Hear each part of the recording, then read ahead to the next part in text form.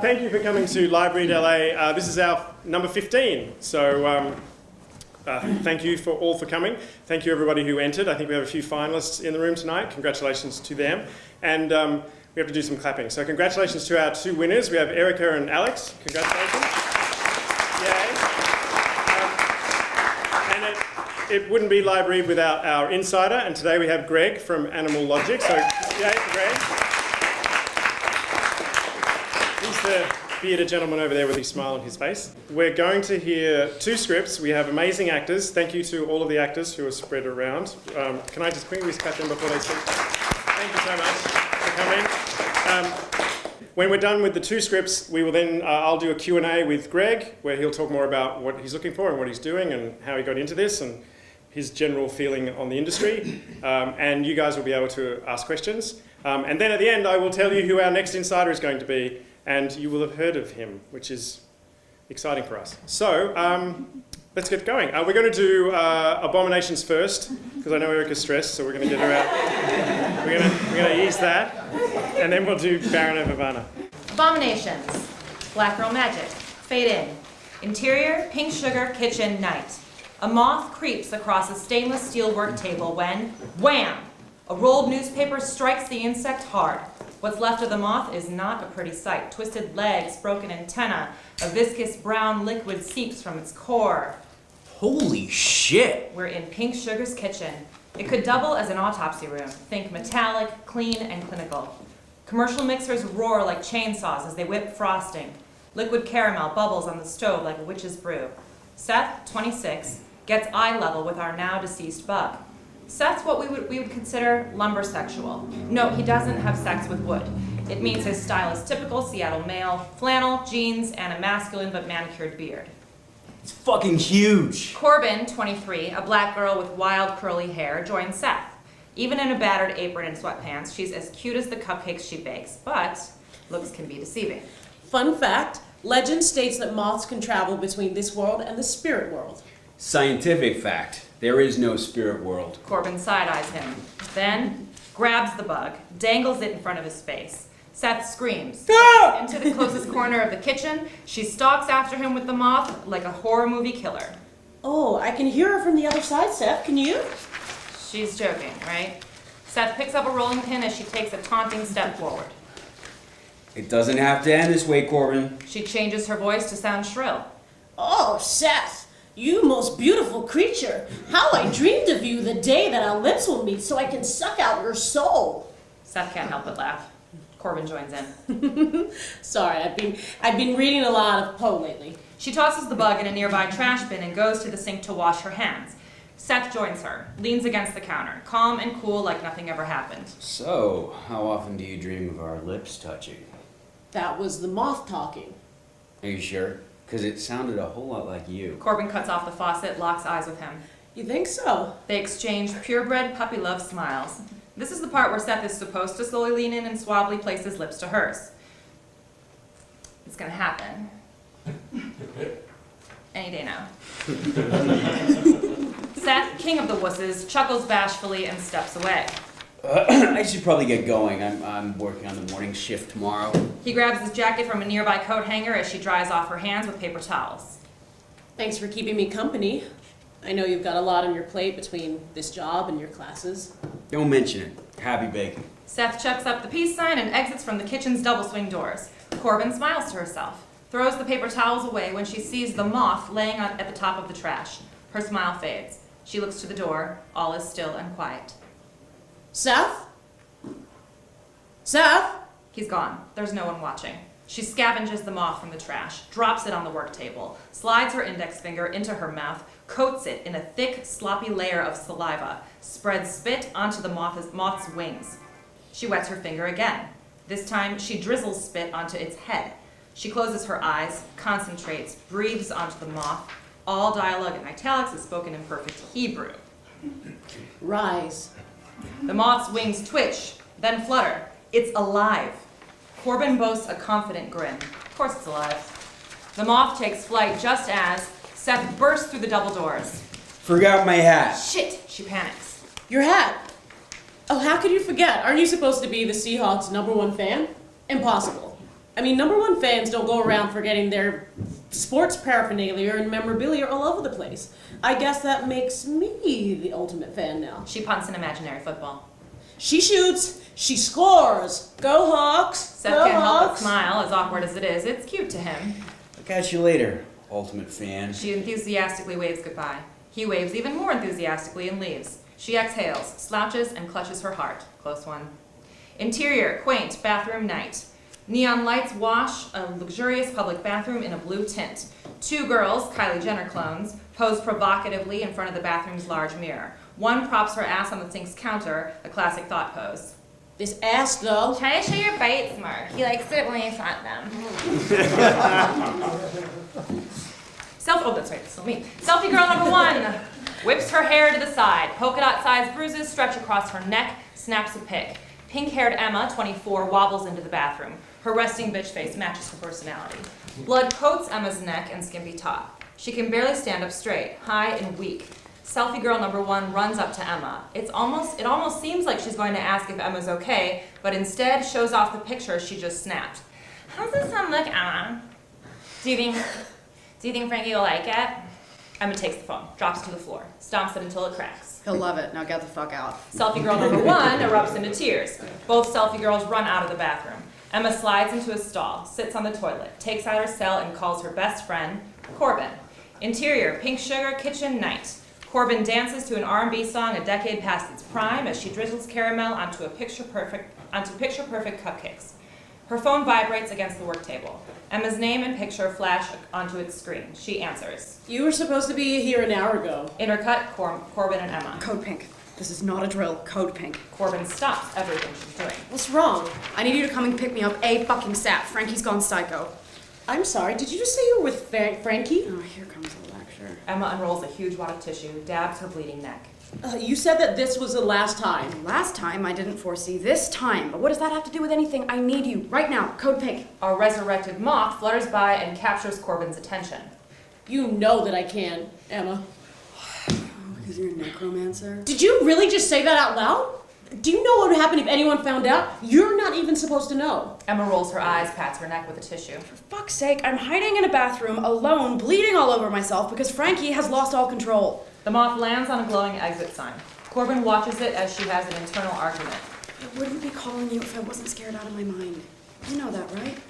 You're really the only person I've got in this world. Yeah, but Emma bangs on the walls of the stall. I've got to go. Someone wants to come in. Can I count on you or not? Corbin's resolve weakens. text me the address. Interior, office building, lobby, night. An Art Deco style lobby. Plenty of gold trimming and ornate designs. Fancy without being gaudy. Corbin looks out of the place in her cake-battered sweatpants and band tee.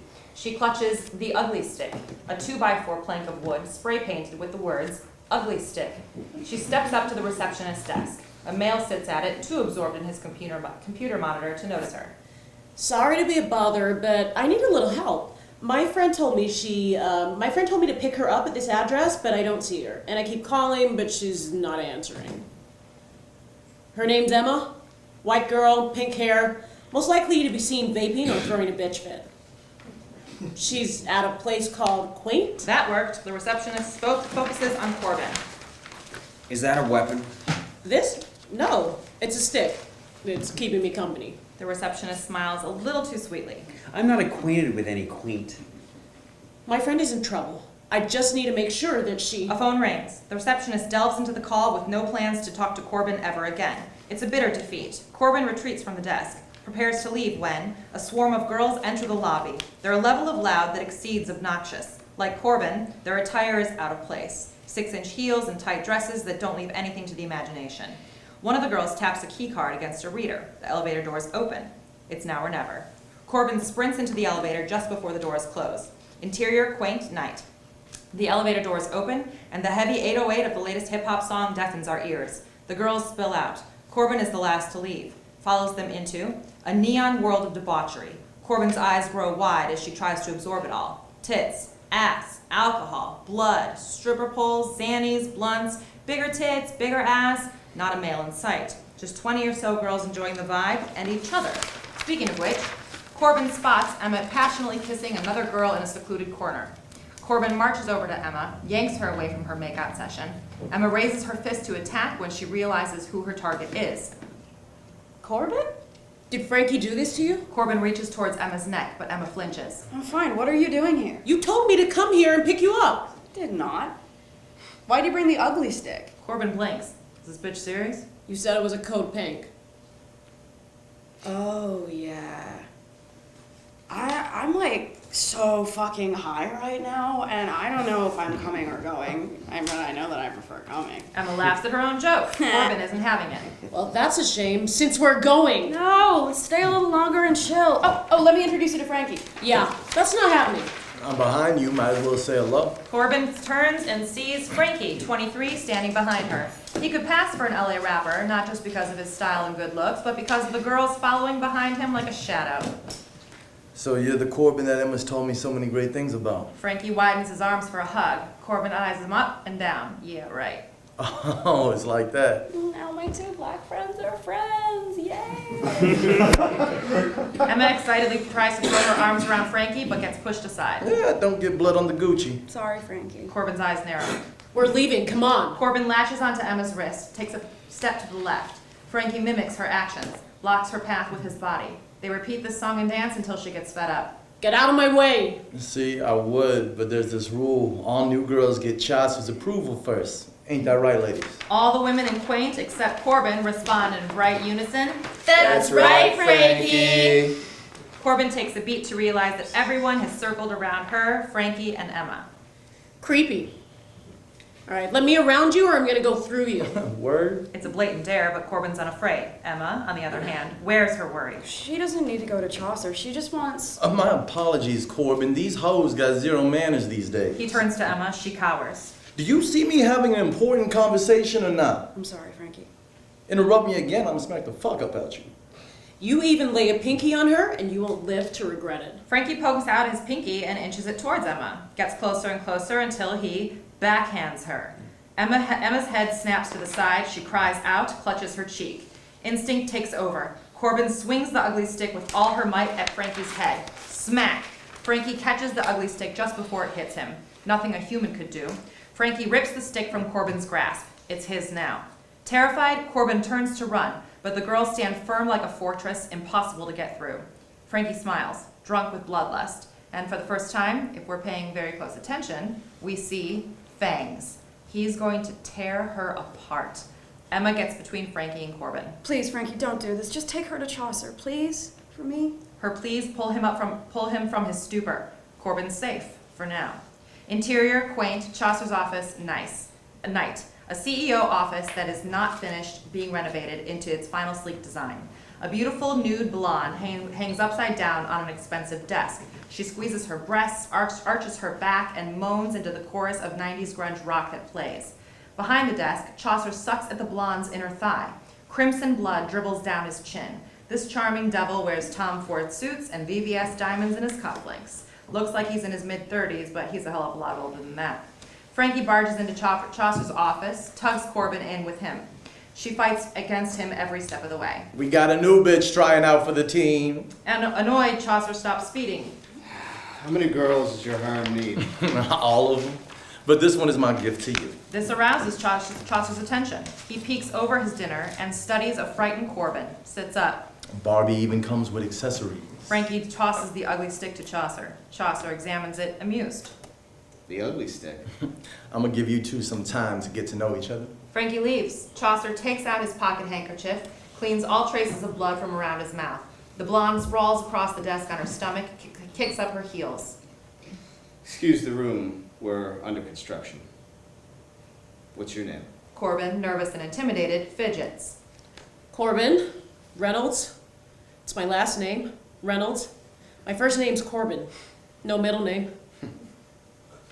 And your age? 23 and a half. 24 in February. I'm an Aquarius.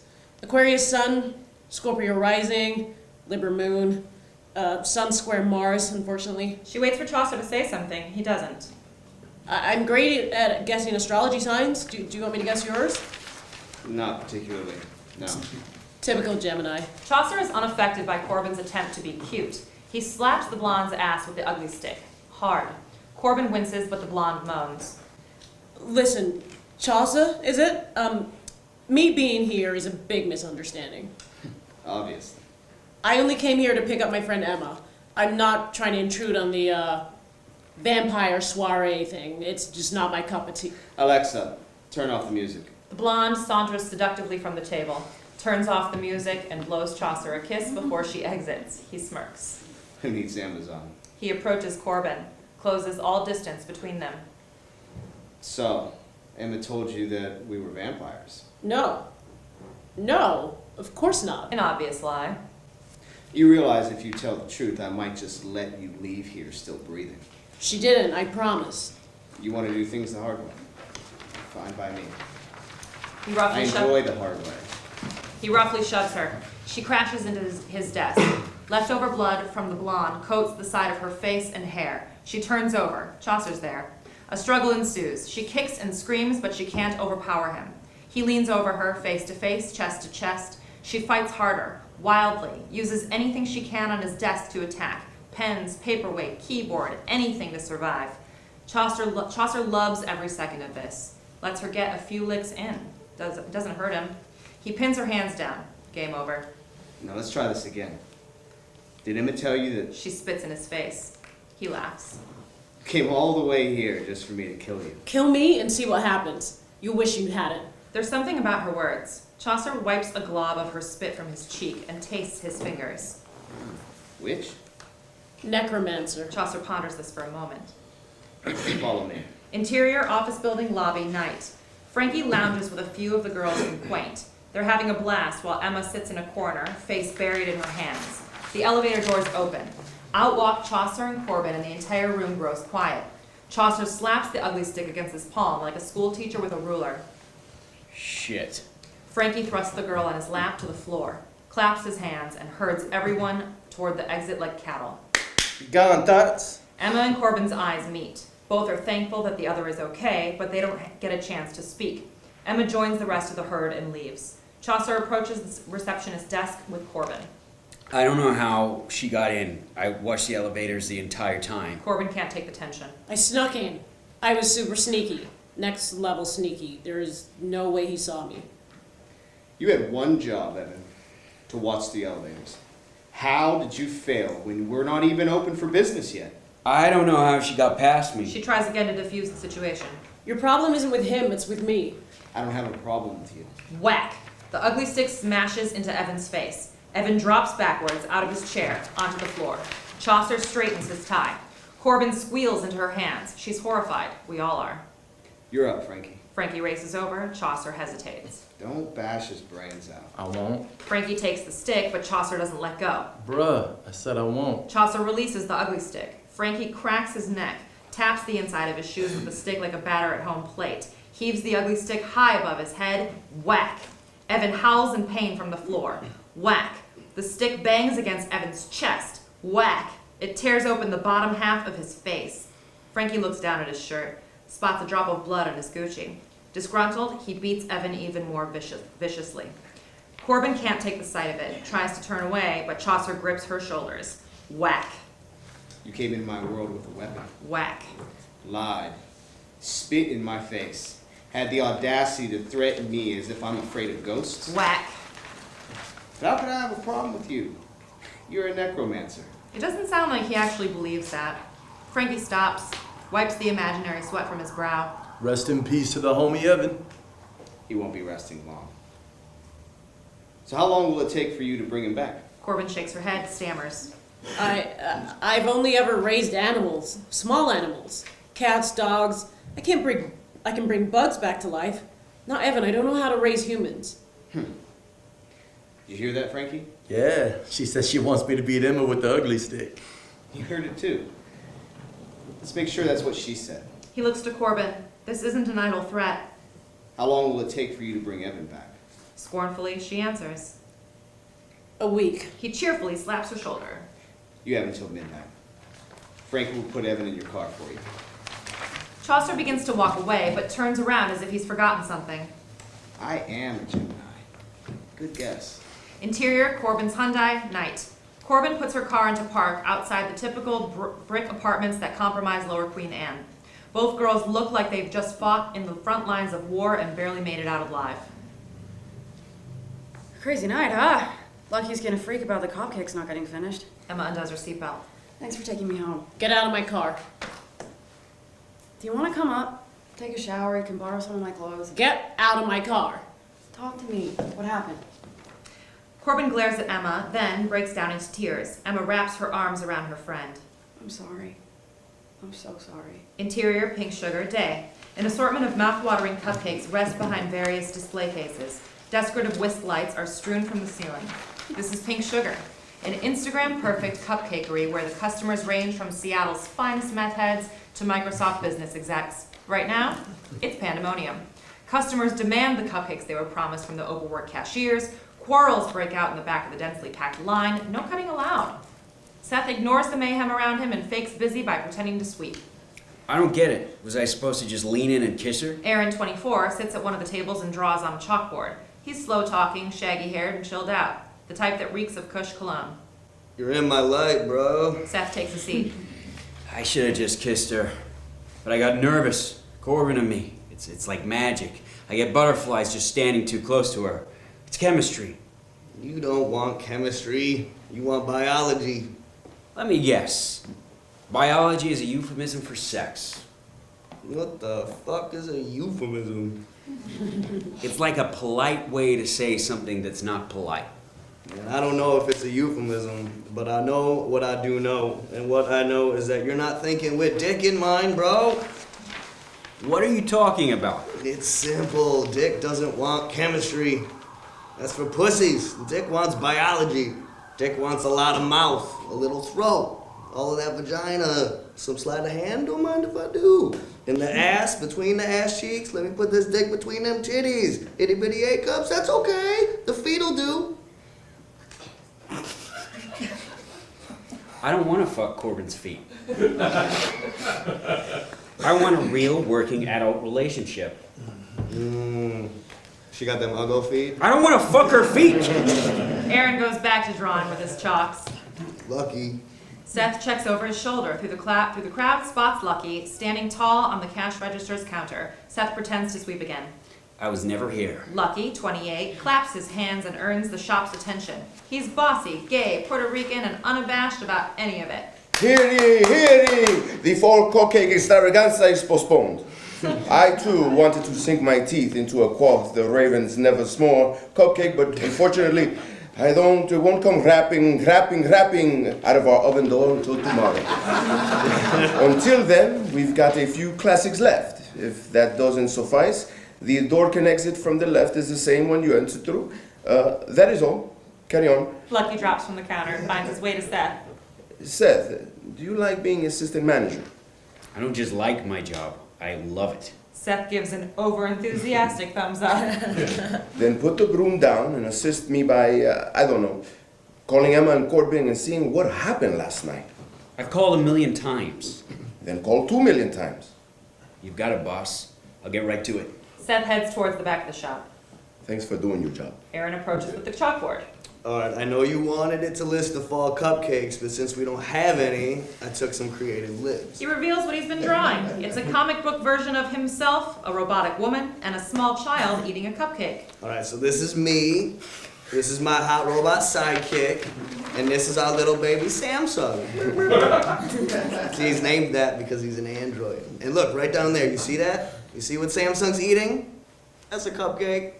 Lucky draws a breath, unable to believe the day he's having. Lord, have mercy on me, a sinner. Exterior sidewalk day.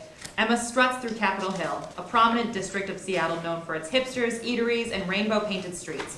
Her phone is pressed against her ear. I don't know how many fucking voicemails you're expecting me to leave before you decide to pick up, but I hope I've reached the quota. Then again, I'm not sure if I were calling. I'm sure if I were calling because I want a dick, you'd have answered by now. Sneaky Bob, a homeless man whose dirt hides his age, sticks out a Starbucks cup half filled with coins. Spare change? Emma smacks the cup from Sneaky Bob's grasp. Coins fly everywhere. Sneaky Bob curses and salvages all he can from the puddle-ridden ground. Emma squashes the fallen cup as she ventures forth. I just want answers to life's simple questions, such as what the actual fuck was that about last night? What does Chaucer want with Corbin? And why would you threaten me, the girl who loves you the mostest, with the ugly stick? Exterior, Pink Sugar continuous. She walks to Pink Sugar's charming storefront. Customers spill in and out of its doors. I'm not joking, Frankie. Call me back. Kiss, kiss, bitch. She hangs up, tightens the scarf around her neck. Interior, Pink Sugar day. The bells attached to Pink Sugar's entrance door chime as Emma enters. Aaron spots her instantly. Well, well, well, look what blew the wind in. Finished hanging his chalkboard art, he hops from a small stepladder. It's look what the wind blew in, you retarded ASPCA reject dog. Come on, Emma, we all know you do the blowing. Emma attacks him where she knows it'll hurt. Oh, look! A retard drew a picture of a retard. And wow, there's even a retard baby eating a retard cupcake. How avant-garde. Seth overhears from the register. Emma, can you get back and do your job? We've kind of been swamped since you decided not to do it last night. Emma bumps shoulder with Aaron as she marches to the back of the shop. Interior, Pink Sugar kitchen day. Lucky is frosting a cupcake when Emma pushes through the double doors. Look at you playing Easy Bake Oven. Are you hurt? Worried, she touches the scarf on her neck. Can he see her bite marks? Are you sick? Are you dying? Did little green aliens beam you up into a flying saucer with poor reception? Because, honey, I just can't foresee any other reason as to why we're currently at a cupcakery without cupcakes. Emma sighs dramatically. It's showtime, baby. Corbin's grandmother had to be rushed to the hospital. I went with her for moral support. And you couldn't call. I forgot. You know how it is. Uh-huh. Can we girls just lose the facade and be real with each other for a moment? Girls? Sure. We're no friends. We'll never be friends. In fact, the only person in this show that is your friend is Corbin. She's an exceptional baker, and keeping you around makes her happy for some god-awful reason. So I tolerate you. Not like you. Not enjoy it. I just keep it cute.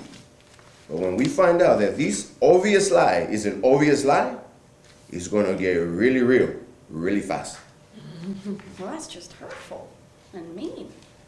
Keep it up and I might actually begin to like you. Lucky goes back to frosting. Don't worry, Corbin's right where she belongs, with her grandmother. Exterior, interior, Corbin's trunk day, over black, the sound of footsteps on gravel, then keys jingling. The trunk opens and we see Corbin peering down at us. A gray sky behind her. She's cleaned up. Banty, skinny jeans, and Vans. In the trunk is Evan's lifeless body, bloodied, deformed, Mccobb. Corbin is more curious than disgusted. She pokes some of the coagulated blood, clotting at one of Evan's very broken nostrils. Gross. She sniffs the inside of the trunk like it's a bouquet of roses, then slams it shut.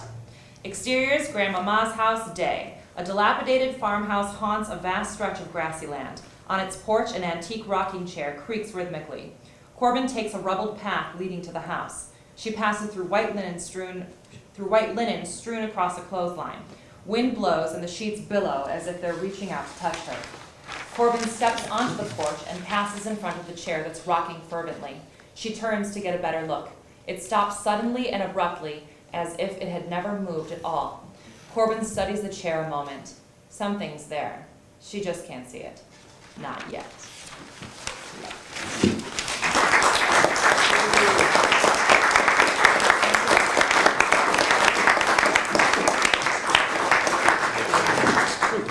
They do such a good job, I think, anyway. Do you want to go first? Yeah, I can jump in.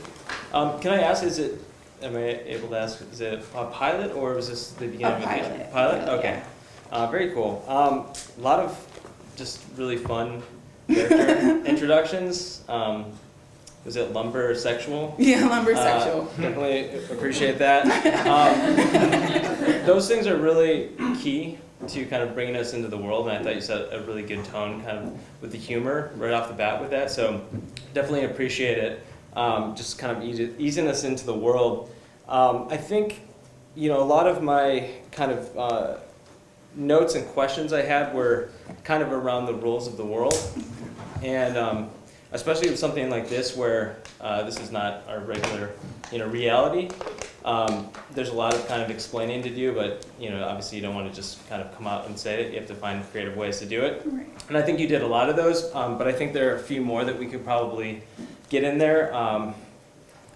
So I think I struggled with a little bit whether, and this is all tied to character too, but is Corbin, is she Buffy? Where she knows all the players, she knows, because there's both a little bit of, she's both naive, but she's kind of confident, and that confidence doesn't always like play out to the point where I question then how much she actually knows what's going on. So she's not reacting to vampires, so we know that's like something she seems to be aware of.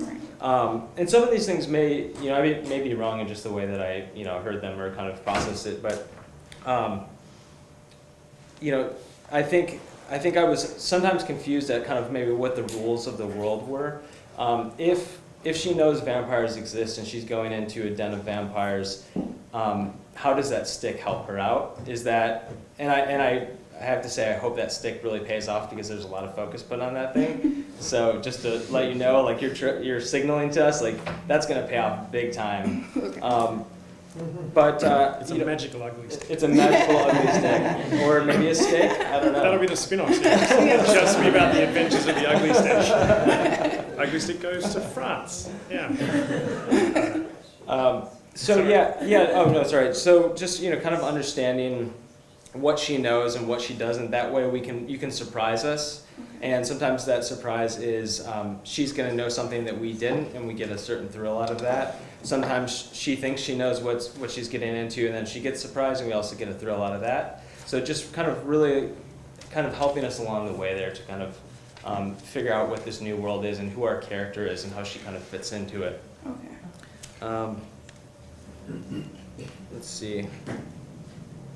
I don't know if you want to add any other character stuff, or you want to bounce back and forth? Or? Well, sure. I kept wondering if Emma was a vampire, because she's got blood all over her when we first meet her, and she's covering up a wound on her neck. And then I was thinking, well, is this one of these things? Isn't there a rule where you have to get bitten a couple of times by a vampire before you become a vampire?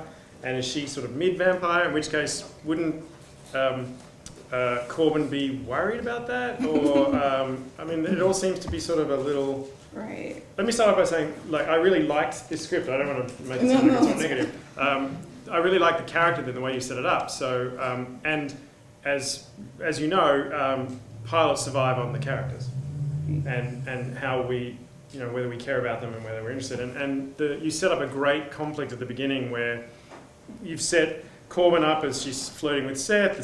She works in a cupcake place. She brings moths back to life, and then she has to make a decision really early whether she's going to help out her clearly dark side friend who's going to make life more uncomfortable for her. And she has this decision really early, which is great.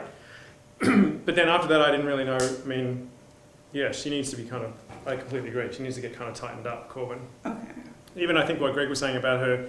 She's naive in one moment, then she's confident. That absolutely happened in that scene, the first scene with Chaucer, where she's babbling about star signs, and yet she's sort of nervous, but then she's like, you don't want to touch me, and gets into a fight. It's like she covers the spectrum in that moment. Okay. And that was like, well, I'm not quite sure what she...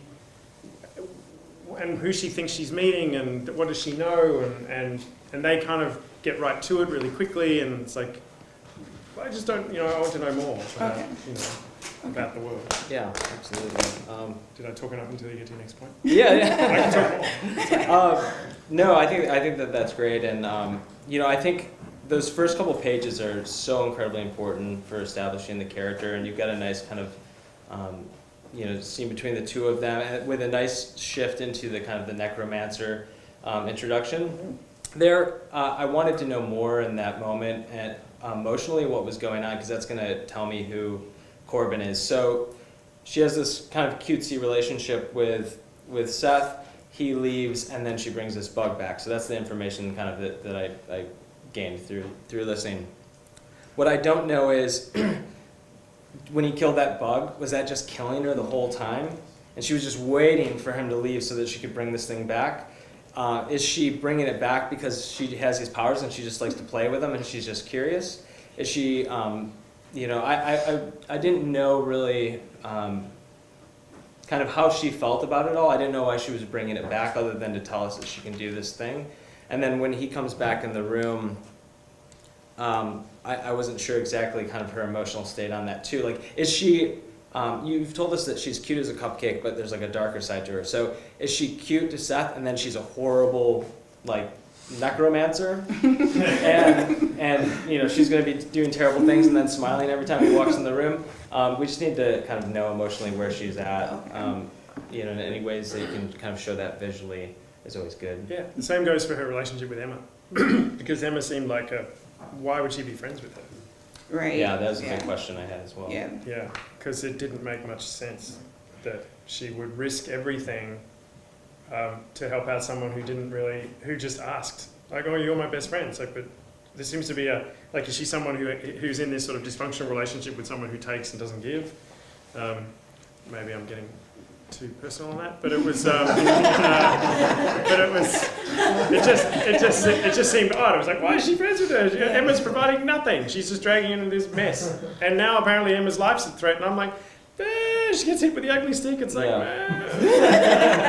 you know, what are we losing here? You know, it's like, she's pretty horrible. So, you know, so we need to really care about that relationship because you know, you set that up as the stakes for this episode. Yeah. That she has to bring back poor smushed up Matt in until midnight. She's got until midnight, or else her friend dies.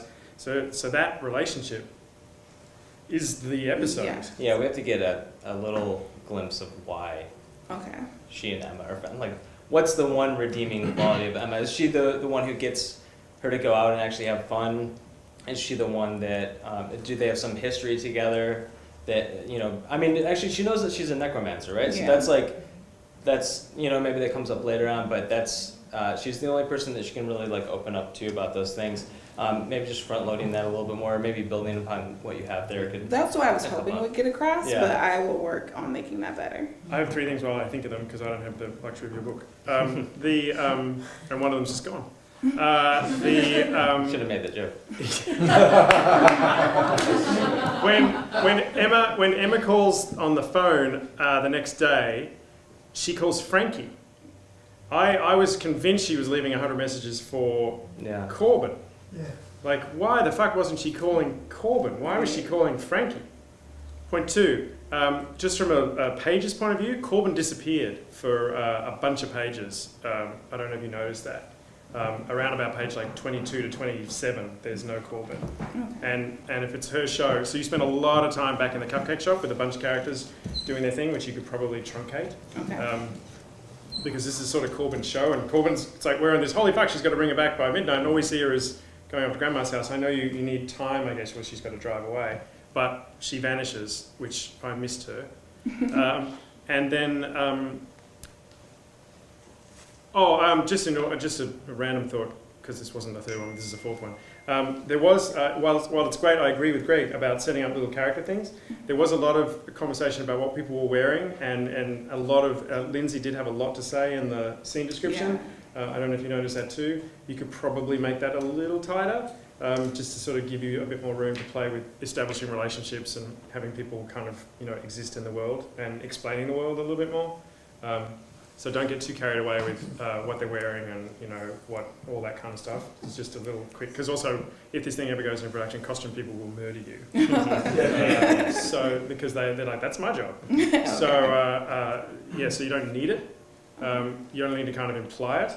But yeah, that was probably one of them, but that's the main 3. Yeah, you want the most important things that kind of paint the picture for the world and kind of you know, what is it? I mean, you do a good job in the club there of kind of, you could probably lose a couple of those things. But, actually, speaking of that club moment too, it's interesting because you paint this huge picture, and I'm visualizing this, like, massive club that's just, like, exploding, and then it's, like, 20 people. So, but it's in an office building, though, too. Yeah. Isn't it? Yeah. It's in an office. Yeah.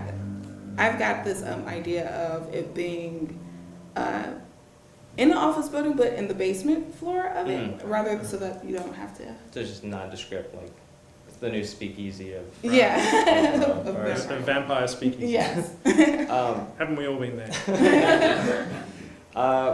So, as you know, as a TV show, you have this interesting character who has this interesting power that I don't think we've really seen before, which is excellent. The big question I had was like kind of how does this power interfere with her life? Like what's gonna keep on fueling this show as it goes on? And right now Emma seems to be the biggest problem in her life. So I wasn't getting a whole lot of, she has this special power but she can't share it with Seth. She has to constantly hide it. And I think you have the seeds of that there because what I assume is that Chaucer has some bigger plan for her now that he knows that she has this power. He's gonna like exploit it in some way. But I didn't at least get, and that we may get there right after we stopped reading, but I was definitely kind of wanting that. And I think that tied into just a general sense of stakes, and I didn't quite understand why he wanted her to do what she's doing, why there's a time limit on it. Oh, by the way, if she's a necromancer and he's threatening to kill Emma, can't she just bring Emma back? Well, what I show later on in the pages is that when she brings people back, it's not like normal. They're crazy, zombie. So maybe there's something with that bug moment too. Yeah, the bug should do something nutty. Oh my God. Yeah, totally should. So that we get a sense it's like, oh wait, this is not a good thing. Okay, right? okay. Yeah, that'd be good. Yeah, that's huge. So if she doesn't want to bring back Evan because that's going to be a huge problem, then that's a huge stake that we're not tracking on that we should be. Okay. Especially by page 30.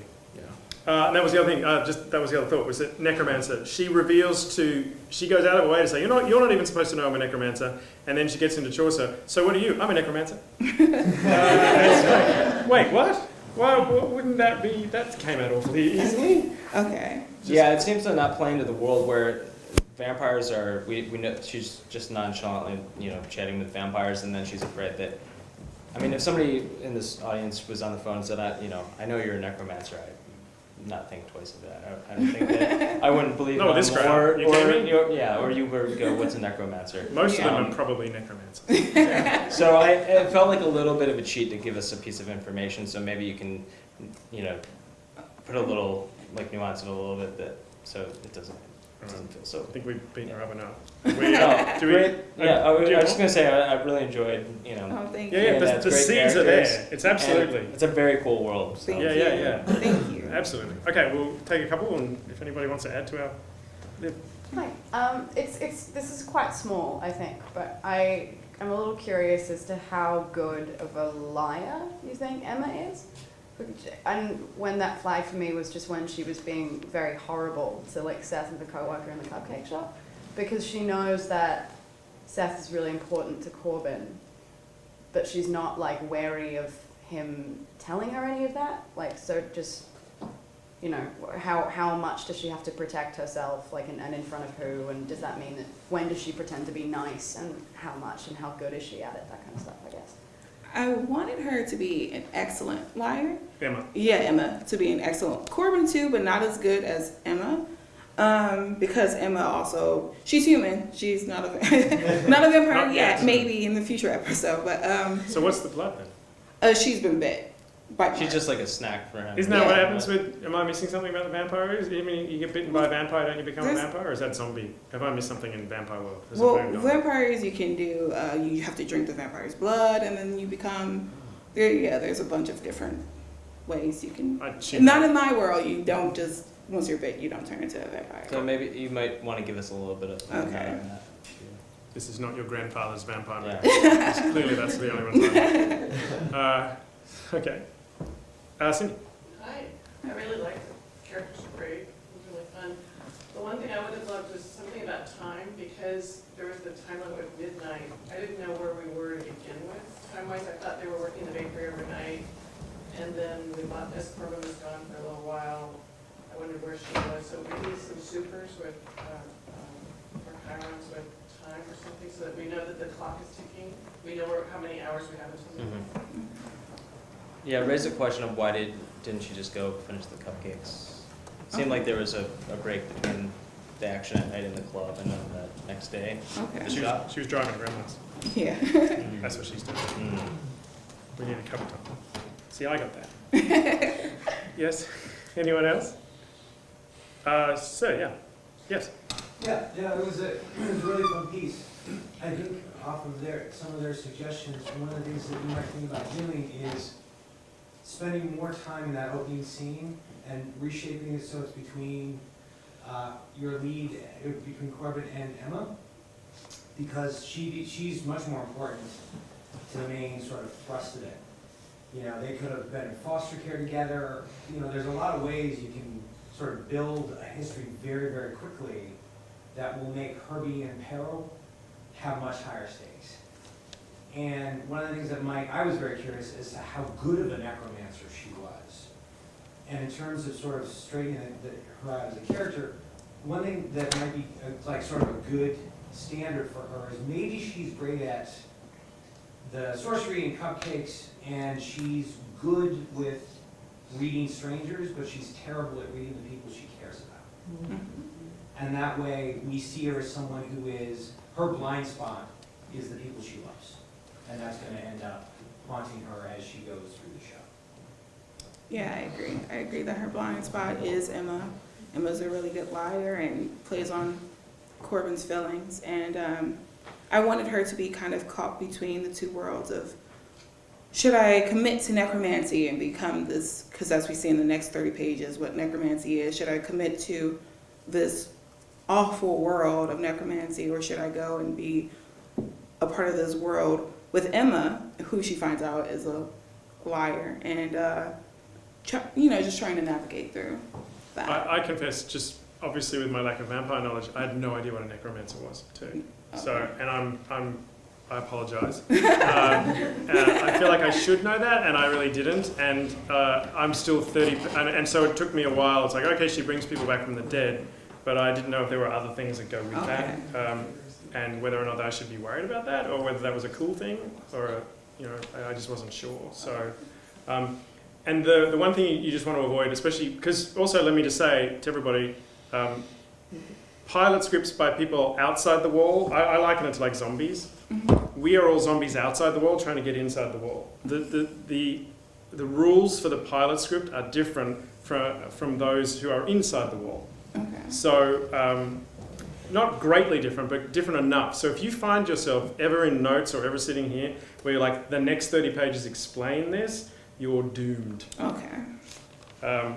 And I don't mean that in a sugarcoating way. You are doomed, because you're going to be read by Greg's assistant, and he or she is going to get to page 30 and be like, I don't have a fucking clue what's going on. I have 50 other scripts to read. Next. So if they get to 30. If they get to 30. If they get that far. Yeah. So you can't backload the episode. You will lose the reader at the front. So you really need to kind of balance it so that as much as you can is revealed as early as you can, so that we at least know what's going on, what the world are, what the rules of the world are, who the main characters are. Pilots are crap to write. Yeah, I was afraid I was explaining too much, and so I was just like, okay, don't put so much into it. No, more. No, okay, yeah. more. Shovel it in from the back 30, shovel it into the front 30, so that we're on the same page as you. So, which you have plenty of room to do. You can trim a bunch of those scenes. Yeah. Deliver information you need to deliver and get the fuck out. And okay. So yeah. So I think we'll leave it. We'll take one more because I feel bad now. I've got Jill. I've got to shoot. Sorry, Mel. In the very beginning with the moth, I liked the attention on the moth, but I think it would bring home what her power is if it was her dog that got run over, or her boyfriend's dog that got run over, and then when he leaves, she brings him back to life. Now we know exactly what she can do, and it gives her much more kind of heft as a character. Yeah. So that would be my and her feelings, like she wants to help and people. And her feelings is she loves her dog, and she adores the dog, or maybe it's her boyfriend's dog, so it's even more important. It's true. And then she hustles him out of the room and fixes it. Yeah. So then we really know something about her right away, and her emotional tone of empathy and kindness and so on is set up right then, Yeah, it's a good idea. So maybe that would be helpful. Very good. What did you learn from hearing it? Oh, I learned that I can get away with more than what I thought I could get away with. I thought that I was going to give you guys these pages and no one was going to know what was going on, not because I wasn't giving enough information, but because I was giving too much at one time. So I kind of played it polite in a way with the information. But if you got, because I didn't want to info dump too much, Sure. you know, I kind of wanted to be subtle.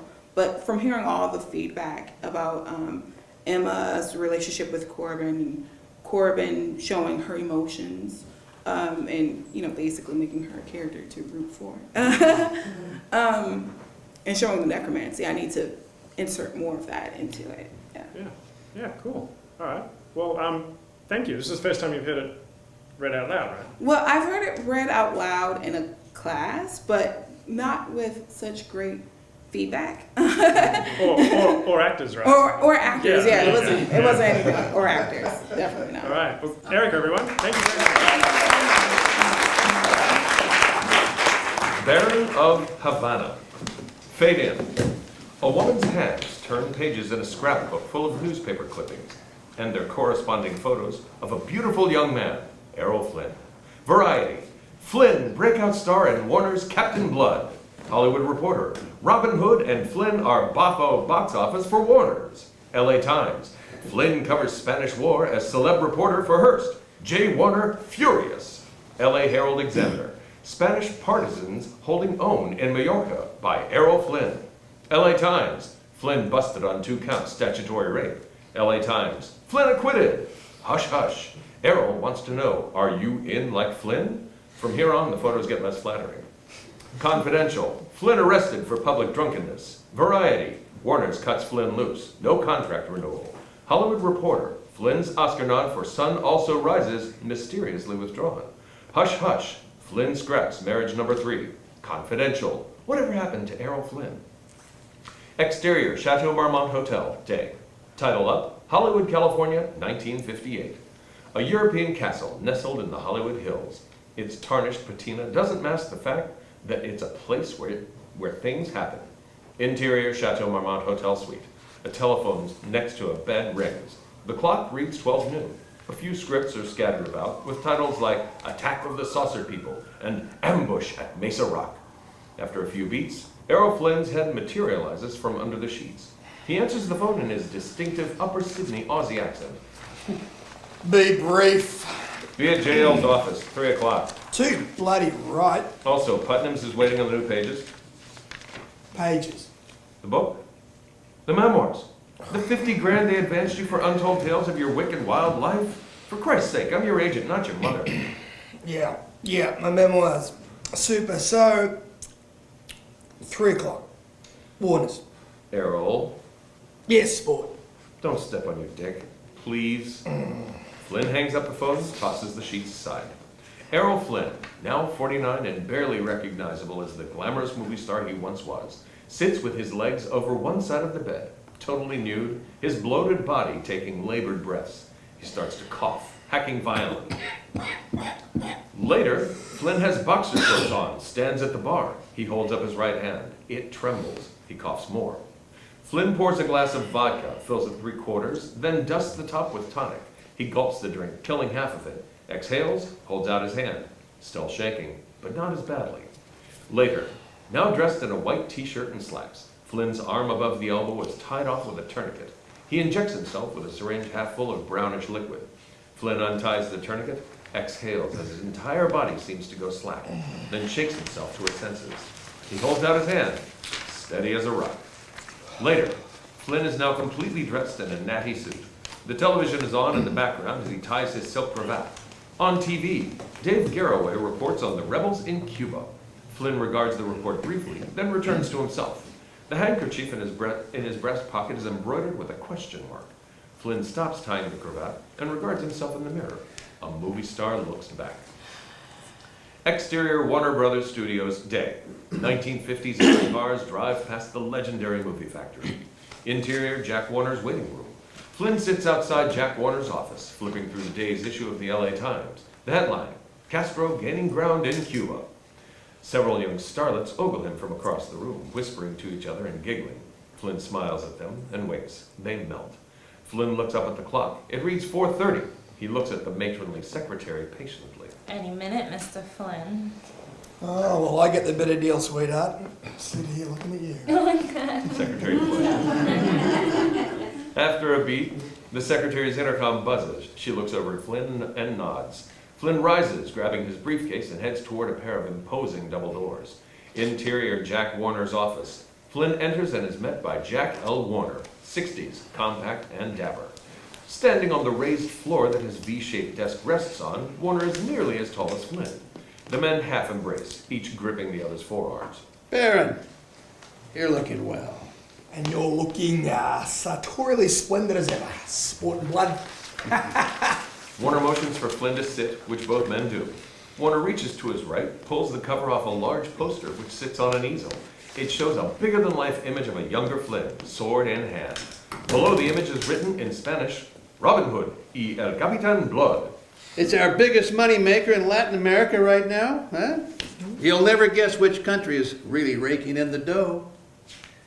Cuba. Can you believe it? With the shitstorm that's brewing over there, bullets, bombs, tanks, doesn't matter. People still go to the pictures. This fellow Castro. Fascinating. Warner lights a big cigar, and between puffs, Goddamn spics, they all want to be dictators. So Flynn reaches into his briefcase, pulls out a script, and hands it to Warner. El Cid, the story of the man that drove the Moors from Spain. We co-produced under Thompson Productions' banner, and Dali. Salvador Dali. Yep, he'd direct from his own script. The one who paints the melting watches and eyeballs and shit like that? Mm-hmm. Yep. Who's playing El Cid? Jesus Christ. Me, of course.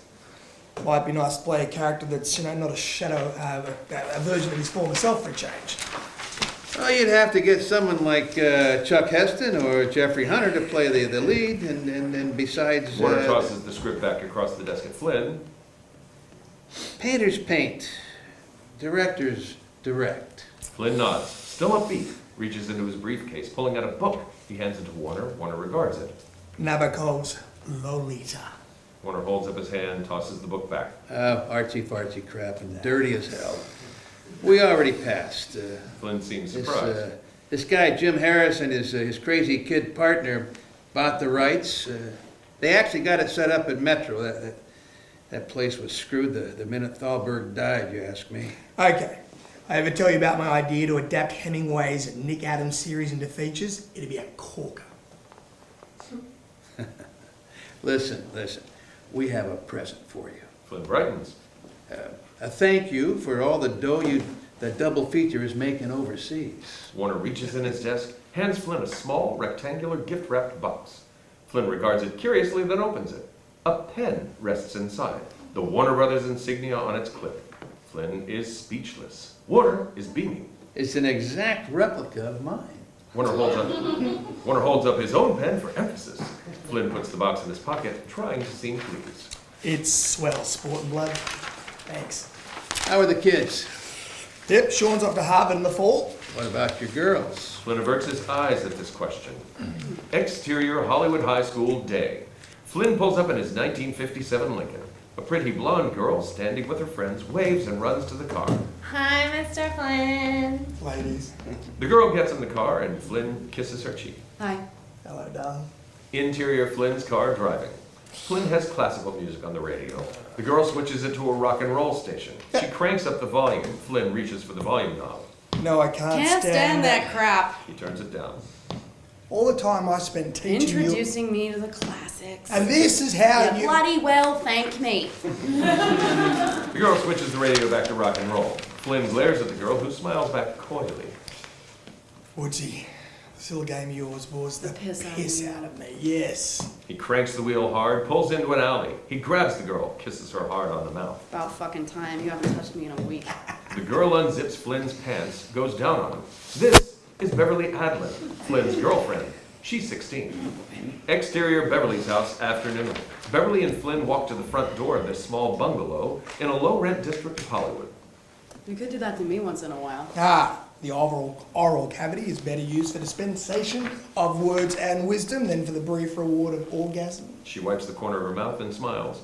I'll remember that next time. Remember the words and wisdom first. They enter the house. Interior Beverly's house. Florence Adlin, 40s, greets them. A former beauty queen to whom life has not been kind. She has a cigarette in one hand, a highball glass in the other, and walks with a limp due to her prosthetic leg. Just need to grab a few things, Mom. Hey, Flo. Flynn kisses her cheek. Doing out tonight? Cyros or El Mccobb? Flynn follows Beverly into her room. Flo calls after them. I'll call Beverly's publicist. Interior Beverly's room. Flynn closes the door behind him. Beverly looks on the bed. A sealed, stamped envelope sits waiting. She picks it up and brightens. For my dad. Beverly opens the envelope, revealing a check made out to her and nothing else. Beverly's face turns impassive. She opens a dresser drawer, tosses the check inside, where it rests with dozens of others. Flynn opens the closet, selects a suitable cocktail dress. This one. Exterior Ciro's, a legendary LA night spot.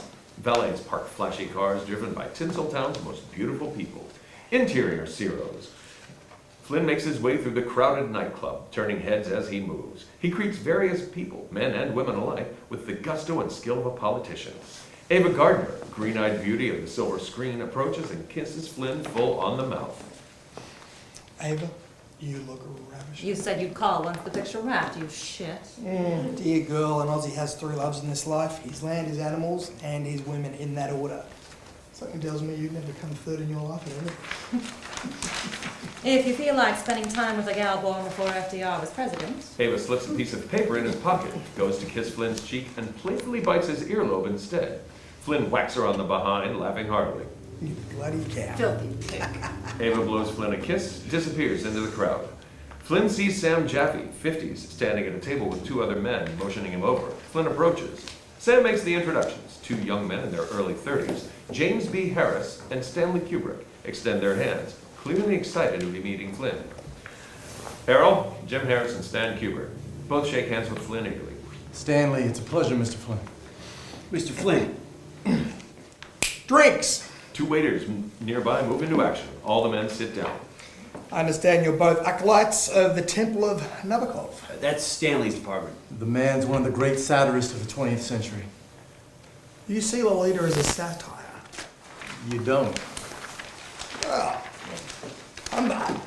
He's no buffoon. Like most great men, he's misunderstood by those in power. He simply wants to live life on his own terms, unburdened by the morals of conventional society. A slow grin spreads across Flynn's face. Stanley, my boy, I think we're going to be friends. Later, many empty glasses now filled the table, most of them in front of Flynn, but the men continue to get on famously. So what start date are we looking at? Fall 1960. Kirk Douglas talked me into taking over this gladiator picture he's doing at Universal. I must have been out of my mind, but there it is. So we have a firm offer with Errol on board as co-producer? Harris and Kubrick exchange a look and smile. Welcome aboard, Professor Humbert. All the men shake hands warmly. As if on cue, Beverly approaches the table, dressed in the black cocktail dress Flynn selected earlier. She looks far older than 16, but not over 21. Flynn rises from his seat. The other men follow. Flynn takes Beverly's hand, kisses it, then holds it out to the rest of the table. Gentlemen, this is your lucky night. How's that? Well, you've just landed both leads of your new pictures at the same table. Miss Beverly Adland, soon to be known the world over as Lolita. Harris and Kubrick's jaws drop open. Sam Jaffe's face flushes as he sinks into his chair, head in hands. Come again? Beverly, this is Lolita. Harris turns to Sam, who won't even make eye contact. Kubrick takes Beverly's hand paternally. Sweetheart, what's your relationship to Mr. Flynn? I'm fucking him. Darling, it's fine to say fucking, you just never drop the G. It's Horribly vulgar. right, that's my girl. Okay, right, more drinks. Later, Flynn makes his way back from the bar, juggling hands full of fresh drinks. Another figure bumps into him. It's John Huston, every bit as in his cups as Flynn is. Johnny Houston, we must talk about my new picture that I'm producing. I'm already producing a new picture with Burt Lancaster. In addition to being a consummate pro, he keeps his cock away from schoolgirls. I hear yours is 16. Houston motions back to Flynn's table, where Beverly holds court with Harris, Kubrick, and Jaffe, all looking put out. Bloody hypocrite. Olivia was no older than that when you were trying to get your hand up her snatch. Houston throws his glass to the floor with a crash. Suddenly, all of Ciro seems to stop and focus on these 2 physically imposing, That's drunken a icons. goddamn lie, and only a son of a bitch would say such a thing. Flynn drops his drinks, knocks Houston back with a right to the jaw. Houston shakes himself to his senses, counters Flynn with a shot to his face. A huge bouncer appears, pushes them apart. Take it outside, gents. Exterior, Ciro's parking lot, night. Flynn and Houston have been at it for some time, with the cuts and bruises to show for it. They circle each other like wounded old lions, fists raised. They're surrounded by every patron that was inside Ciro's, cheering them on. Some of them make bets, others drink. A bartender set up a makeshift bar on a card table to one side where he takes orders. Flynn delivers a deadly combination, right-left, to Houston's face, causing him to stumble back into the crowd, who push Houston back at Flynn. Flynn draws his fist back, ready to meet Houston's face again, but Houston ducks, grabbing Flynn in a bear hug around the waist, slamming him into a car where he works the hell out of Flynn's ribs and stomach with powerful blows. Flynn drives his elbow into Houston's back, causing him to cease his attack and howl in pain. Flynn grabs Houston's ears, brings his knees up into Houston's chin. Blood gurgles from Houston's mouth as he slides down the car and collapses. The crowd cheers Flynn's victory and slowly starts to make their way back inside, a few stopping to pat Flynn's back. Flynn wearily sinks to the ground next to Houston, both of them gasping for breath. Flynn sees a tooth on the ground next to them. He feels around his mouth but can't find the empty spot. He offers the tooth to Houston, who feels around his own mouth, then grabs the tooth from Flynn. So, Johnny, about this new picture. Go fuck yourself, Errol. Houston rises on unsteady legs and leaves. After a beat, Harris and Kubrick walk quickly by, avoiding eye contact with the prostrate Flynn. Sam appears with Beverly a beat later. Beverly takes a handkerchief, wets it with her tongue, starts cleaning Flynn's wounds. Flynn gently caresses her face. Sam, see this lady home, will you? Sam nods wearily. Beverly kisses Flynn's cheek. Police sirens can be heard coming in the distance. Interior LA County Jail, next morning. Flynn stands atop a cot, entertaining an enthralled audience of hungover drunks, petty thieves, and other lowlifes. His cuts and bruises have been cleaned and bandaged. Flynn parries with an imaginary sword. So Mike Curtis yells, "Action!" And I proceed to deliver with the tip of my sword right to the old Basil's ribcage, like so. Flynn leaps off the cot and does a thrust with his sword into the ribcage of one of his cellmates. The men burst into applause. Flynn bows with a flourish. Flynn spots a discarded LA Times sitting by one of the men. Flynn points to it. May I? The man nods, hands Flynn the paper. The headline reads, "Castro scores another victory. Experts say Havana will fall within weeks." After a beat, the jailer approaches the cell door and opens it. Flynn. Flynn holds onto the paper, waves goodbye to his fans. So long, boys. The men call after Flynn as he exits. Interior LA County Jail. Flynn finds Paul Davis waiting for him with a patient smile. The men are polar opposites in every way. Paul is as diminutive as Flynn is imposing, as bland as Flynn is charismatic, as sober as Flynn is animated. Paul bows. Lord Byron, master of all things boozy, doozy, and floozy. Lord Davis, Baron, Earl of Knight Errants and photojournalist. Flynn returns the bow, then shakes his hand warmly. Flynn turns to Paul as they walk. A friend may well be reckoned by the masterpiece of nature. Emerson. A sympathetic friend can be quite as dear as a brother. Homer. I would prefer, as a friend, a good man ignorant than one clever that is too evil. Plato. Euripides. Flynn punches Paul's arm playfully. You little bastard. You son of a bitch. Flynn grabs Paul in a good-natured headlock. Ow. Interior Paul Davis's car day. Flynn and Paul ride in his '55 Chevy Bel Air convertible. You have no idea what I had to do to go track you down. I've got some bad news. Flynn ignores him, regards the newspaper in his hand. So what do you make of this Castro? No one's gotten to him in months. Word is the last reporter from the States who got access was really an undercover Hoover boy. Now Castro's totally paranoid. I'll just bet I could get an exclusive with him. Paul looks at Flynn as if he's lost it. Now, think about that. Let's think about the memoirs you're supposed to be writing, which is why I'm here. The publishers have been up my ass for weeks now. All right, drop me at Al's. I need to get some cash. I went to Al's first. His office always seems to know where your comings and goings. That's how I found you. Wait. Seemed? Exterior funeral parlor day. Somber, as expected. Interior funeral parlor. Louise, Al's widow, hands Flynn a sealed envelope with his name on it, written in shaky script. It was the last thing he did. Flynn opens the note. The note, on letterhead that reads, "From the desk of Al Bloom," says in that same shaky script, "Errol, I'm sorry. Al." Flynn approaches the open casket, inside of which rests the touched-up remains of Al Bloom, 60s, portly.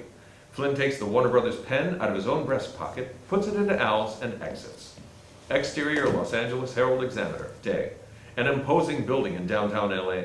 Interior Paul Davis's office. Paul sits behind his desk. Most of the office has been boxed up, save for what's on the walls.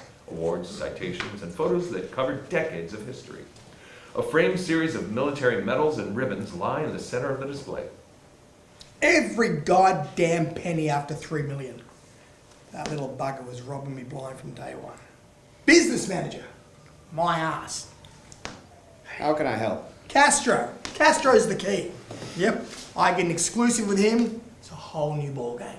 Paul starts taking the photos off his wall, putting them in boxes. Errol, you're grasping at straws, and I don't work here anymore. Ah, you would again, okay? Think about it. Errol Flynn interviews Fidel Bloody Castro. The Hearst papers would sell like hotcakes. Remember how they flew off the shelf in 37? We covered the coverage of Spain. Read the other day, circulation's taken a nosedive. They're not downsizing because they're in the black. Plus, you know damn well, there'd be a book deal in this for us. We've already got a book deal. My memoirs, right? 3 ex-wives will milk that dry before they even write the first check.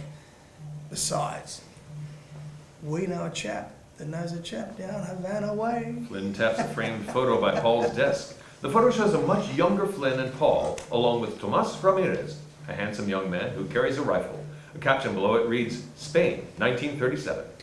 Spain was 27 years ago, and so was the version of Errol Flynn that sold newspapers, with all due respect. Flynn is stung by this, but swallows the pain.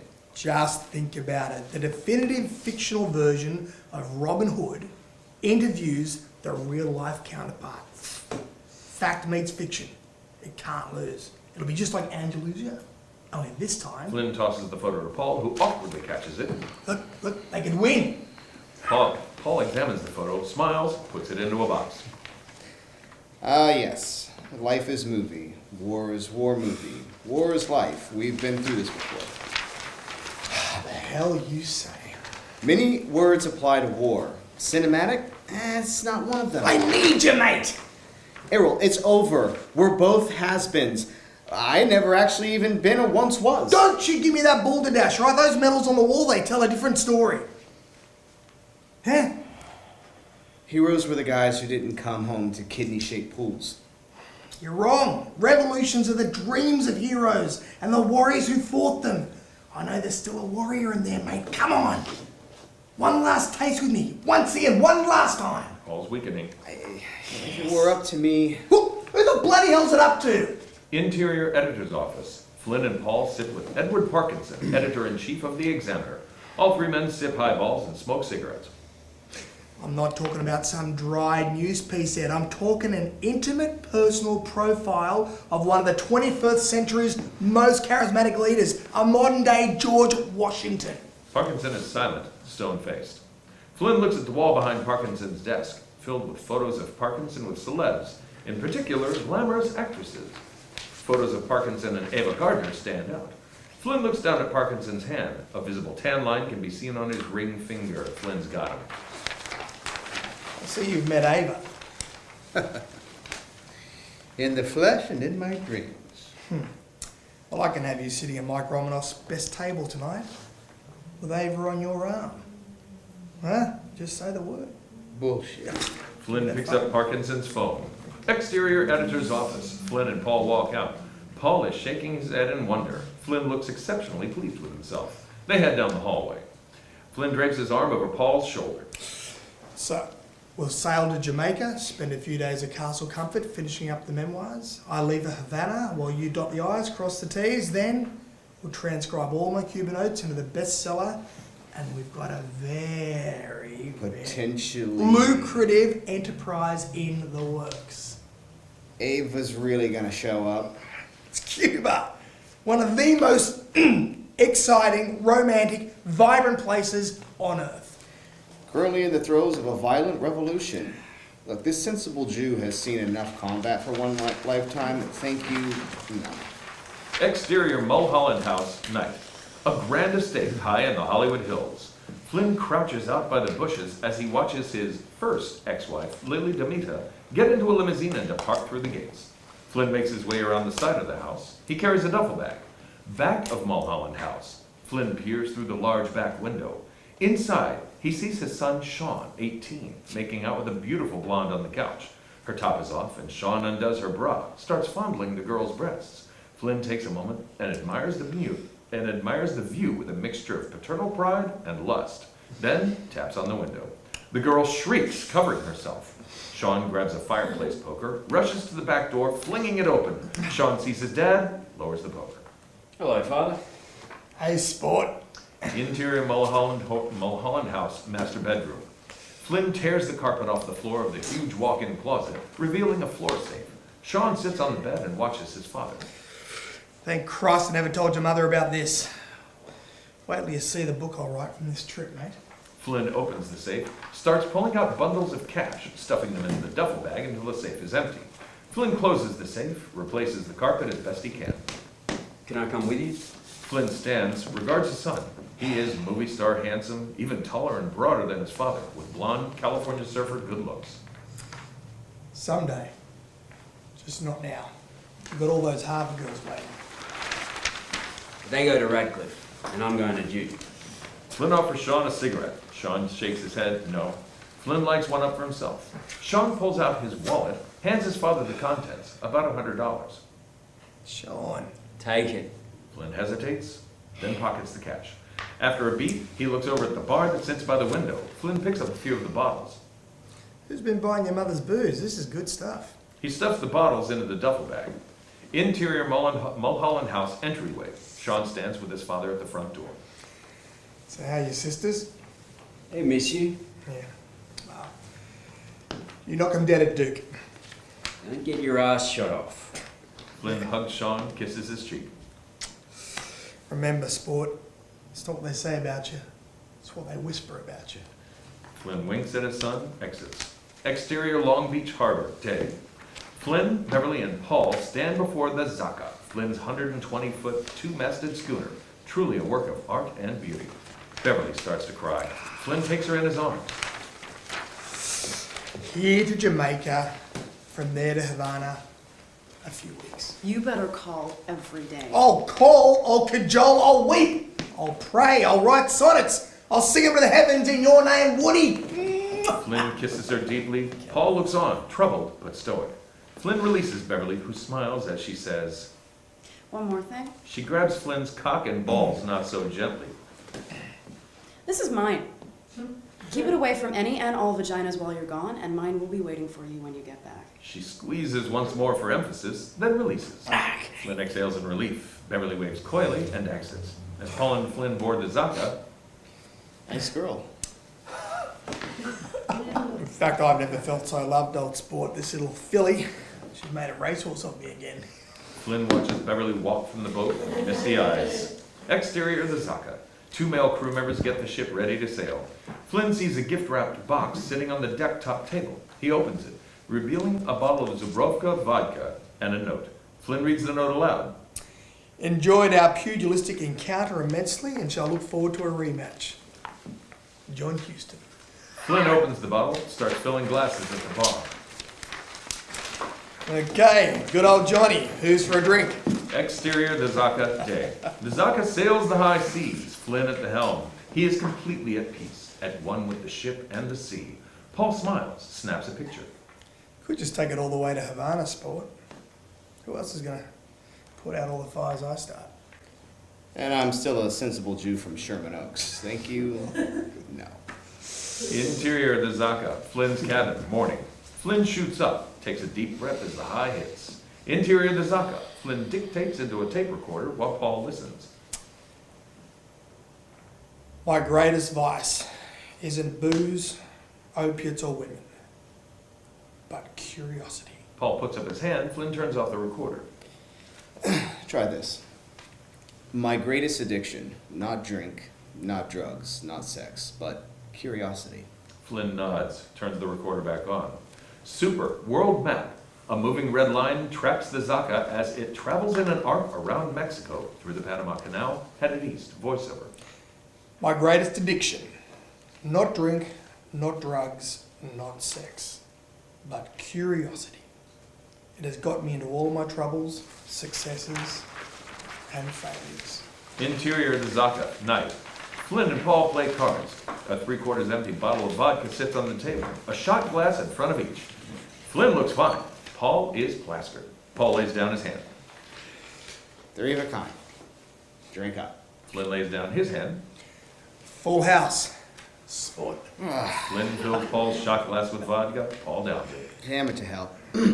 Never had a losing streak like this in my life. Flynn shuffles the deck. Unseen by Paul, Flynn holds another deck on his lap under the table. You sure you're to rally before the bottle's empty, son? Paul looks at his cards, starting to turn green.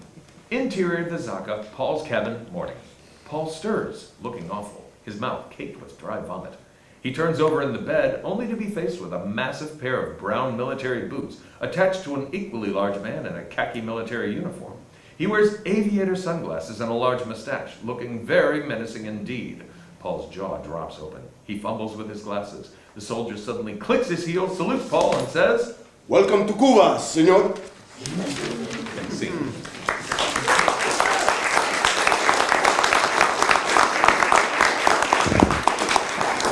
You want to go first? Yeah, I can jump in. First of all, congrats on just picking a really complex, interesting character. There's a lot I think to talk about here.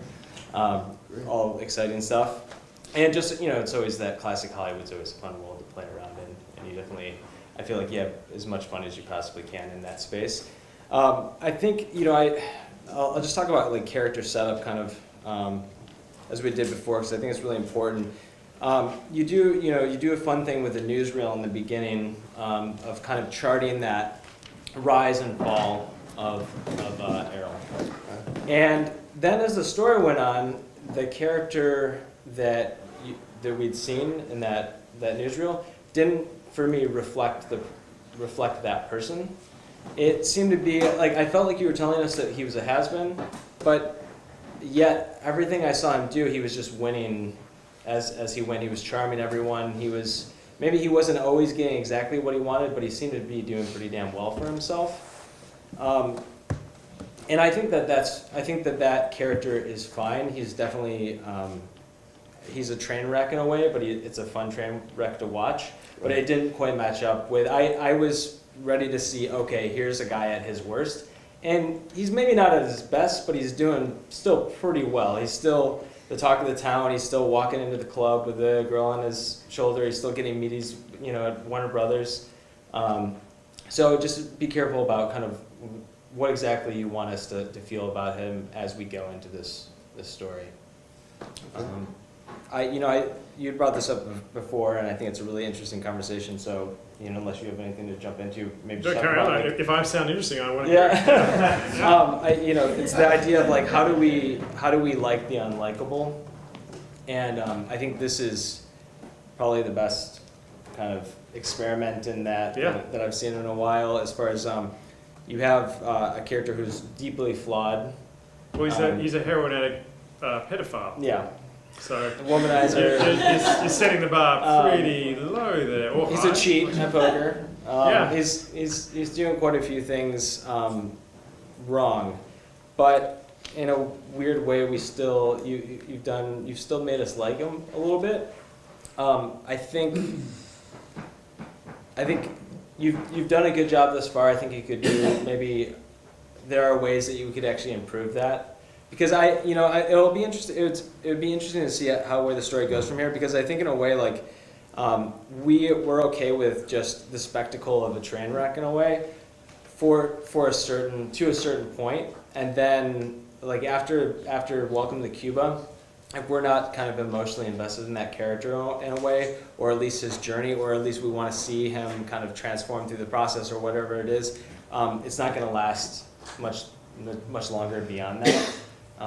Because we're just gonna pull back at a certain point, and we're just not gonna be invested in what happens beyond that. So, I mean, there is, and please just jump in. Well, yeah, sure. I mean, there are a few things I want to say, but we'll talk about Errol. I mean, he's like just gross, and yet oddly charming, which is, you know, a testament to the way you've drawn him and clearly the way he was. I know he was a larger-than-life character. For me, I kept wanting to see a moment of vulnerability. I know I wrote a bunch of years ago, I wrote a biopic about Charles Kingston Smith, who was this sort of lovable loser on the ground and a genius when he was doing his thing. And I got really sucked into the chronology of events and sort of I need to move all these jigsaw pieces along to get to this thing that I want to tell. And what I missed was showing people who he was as a person. And I think this tinkers, you've got him, you're showing all his character traits, but we never really get a sense of how he feels about much of anything. And he's clearly completely fucked up. But we're only seeing, it's kind of like we're seeing the symptoms, we're not seeing anything about the internal thing that's going on in him that's leading him to be a heroin addict, leading him to be fucking 16-year-olds, leading him to feel like he's some sort of a has-been or a wash-up and that he needs to get back on top. I mean, there are sort of glimpses. And I think, to Greg's point, I would caution not getting too lost in the story, because because you've set the bar so it's such a challenging character and you've set him as so unlikable, you really need to almost paddle harder to make him likable or at least relatable underneath. Like we can be like, oh, he's fucking a 16-year-old and he seems to be proud of himself. Oh, but he's really, we can see the tragedy in there. We can see the... You can't have an emotional relationship with a grown woman, so that's why he's... Right. That's why that's appealing to that all comes out later. Yeah. Which... After page 24. Right. Which is, yeah, I mean, but again, I would caution that we need to be with him on his journey, because, how do I say this appropriately? If you're going to show us the shit in the first 24 pages and you don't show us the tragedy behind it, we're going to form an opinion about this guy in the first 24 pages, and that will not shift, no matter if you see him patting kittens for the remainder of the film. Because we've all gone to see movies and we form opinions super fast. And because we're looking to latch on, we're looking to be like, who's this? And you show, the first things you show of him are heroin, pedophile, drunken idiot, doesn't seem to give a shit about anybody else's feelings, does whatever he wants. It's all kind of charming and yay, which is amazing that we don't hate him, but you're like right there. And so if you go, oh, but page 60 he becomes a human being, I would caution about that. Because again, as we said with Erica's script, anybody reading this script is going to be like, ugh. And by the time they get to page 60, oh, okay, he's decent. They won't be getting to page 60. So you got us along for the ride right now, which I think is really a remarkable effort. But and to that point, I'm just going to move into the next thing. I was, for some reason, for me, reading scripts and hearing scripts, there's a certain rhythm to them, and I'm a firm believer in the rhythm of scenes and letting scenes, giving scenes a chance to sort of be.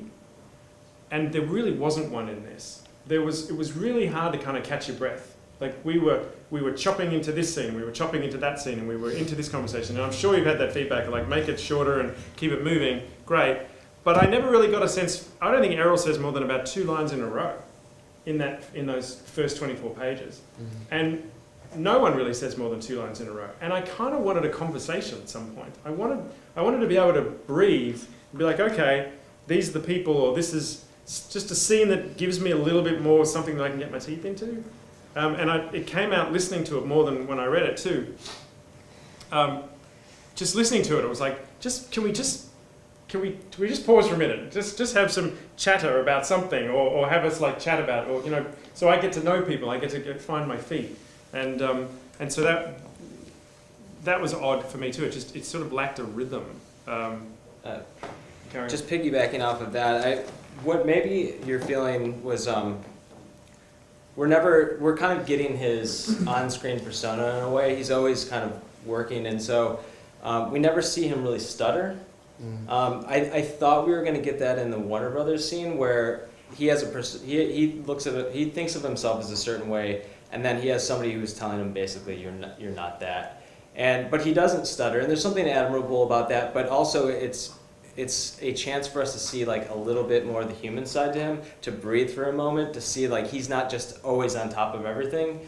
And it doesn't have to be there, but there are a couple opportunities where I think we really get to see like kind of the man under the image, under the facade a little bit, and just really watch out for those moments, because I think they're really key, especially in building our sympathy for him away, to know that he's not just always on. I mean, I think he's always sort of being Errol Flynn. Yeah, he's like being Errol Flynn. Yeah.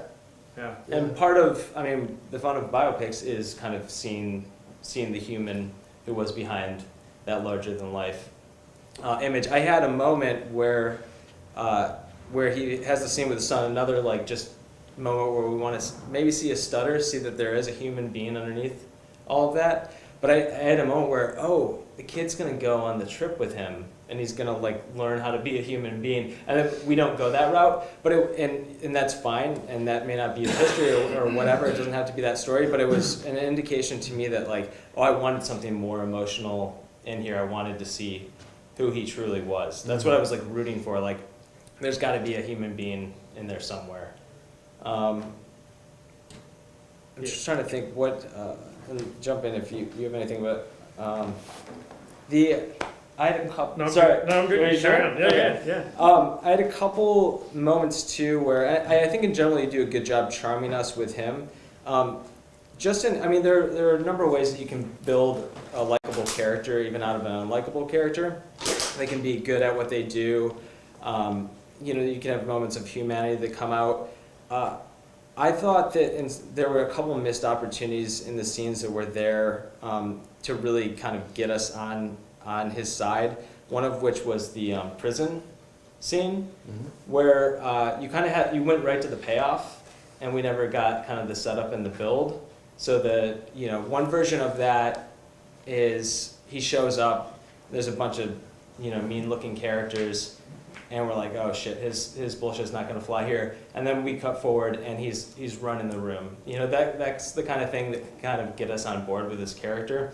The flow scene, again, was like, I wanted to know so much more about what's going on in that moment. Oh, the mum? Beverly's yeah, mum? Yeah. That seemed like just a really like, just ripe moment of maybe set us up to think like, oh God, he can't go in front of the 16-year-old girl's mother, and then surprise us with a twist that she's kind of working it too. Look for those opportunities where you can kind of lead us down one way and then surprise us, and that can also give you opportunities to kind of, just help us enjoy the character that we're viewing there. I think because I know that this script has done well and made it places, but it hasn't quite gone. Obviously, it hasn't been made. Right. So you're sort of sitting, and I really do feel it's that connection with Errol is that sort of slight missing piece. Like we're charmed by a horrible person, but we need just a little bit more to really feel something about him. Like at the moment, if the boat sank off Havana, we'd be like, oh. Oh well, you know what I mean? It's not like, oh, I really feel sad that this heroin addicted pedophile's dead. Oh, I'm a terrible person that I feel sad about this. I don't know how I feel. Whereas at the moment, we don't have that conflict. We're just like, he's a charming heroin addict pedophile, so we'll get a little bit of the room and then we'll move on. But because I want to see what other people think, not just my opinion. But because you write well, it's amazing that we don't hate him. So it's really a testament to what you've done. So I just wanted to drop on one more opportunity on there. The pen is a nice setup, but in that moment, I think one moment. So if he finds out that this guy, his agent or a business manager, stole every penny he had, and he goes to the guy's funeral and he still says something nice about the guy. That's like a huge win for we're really gonna feel that character in that moment. He gives him the pen, but we already know that he thinks the pen's bullshit anyway. So I'm not sure how we're supposed to read that moment. Is that supposed to be a nice thing that he's doing? Is that a fuck you because this is a bullshit gift? Yeah. Okay. Yes. So maybe make it clear either way, whichever character you're trying to build in that moment. Make it clear that this is the decision he's making. This is the intention that he has behind it. All right. People, thoughts? Liv, I'll go with you. Hi. I think it was quite skillfully put together, but there is like a flag for me, which is that all of the women in your story fawn over him, universally.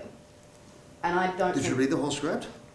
well, or just so the- far, I mean, like, No. it's a pretty strong impression to get from this point. And I Women think that did it's fawn over him. This was I'm a sure different they time. did. I'm sure they did. Yeah. But I can't imagine that every woman we met did. And it's just a little bit of a concern for me that the only women we spend any time with are like objects of conquest or Beverly's mum, and we don't get to know anything In the about first them. 24 pages, correct. Not after that. I get what you're saying, but I just Again, you're setting it. It's a. it You're sets set a up in the precedent- 24 it sets a pages. I am precedent. setting a precedent because Yeah. I'm trying to establish a specific time and place. Right. Well, okay. Yeah. You know, all we can do is This give was the not Generation Woke when this took place. So it was I don't a- think anybody's suggesting that it's not the 1950s where things were different, but I think. Well, look, there's two ways to play it. You can either acknowledge the period in which the film is written, or you can have a little bit of a sense of the period in which you want to try and get the film made, Yeah. and the people who are reading the script.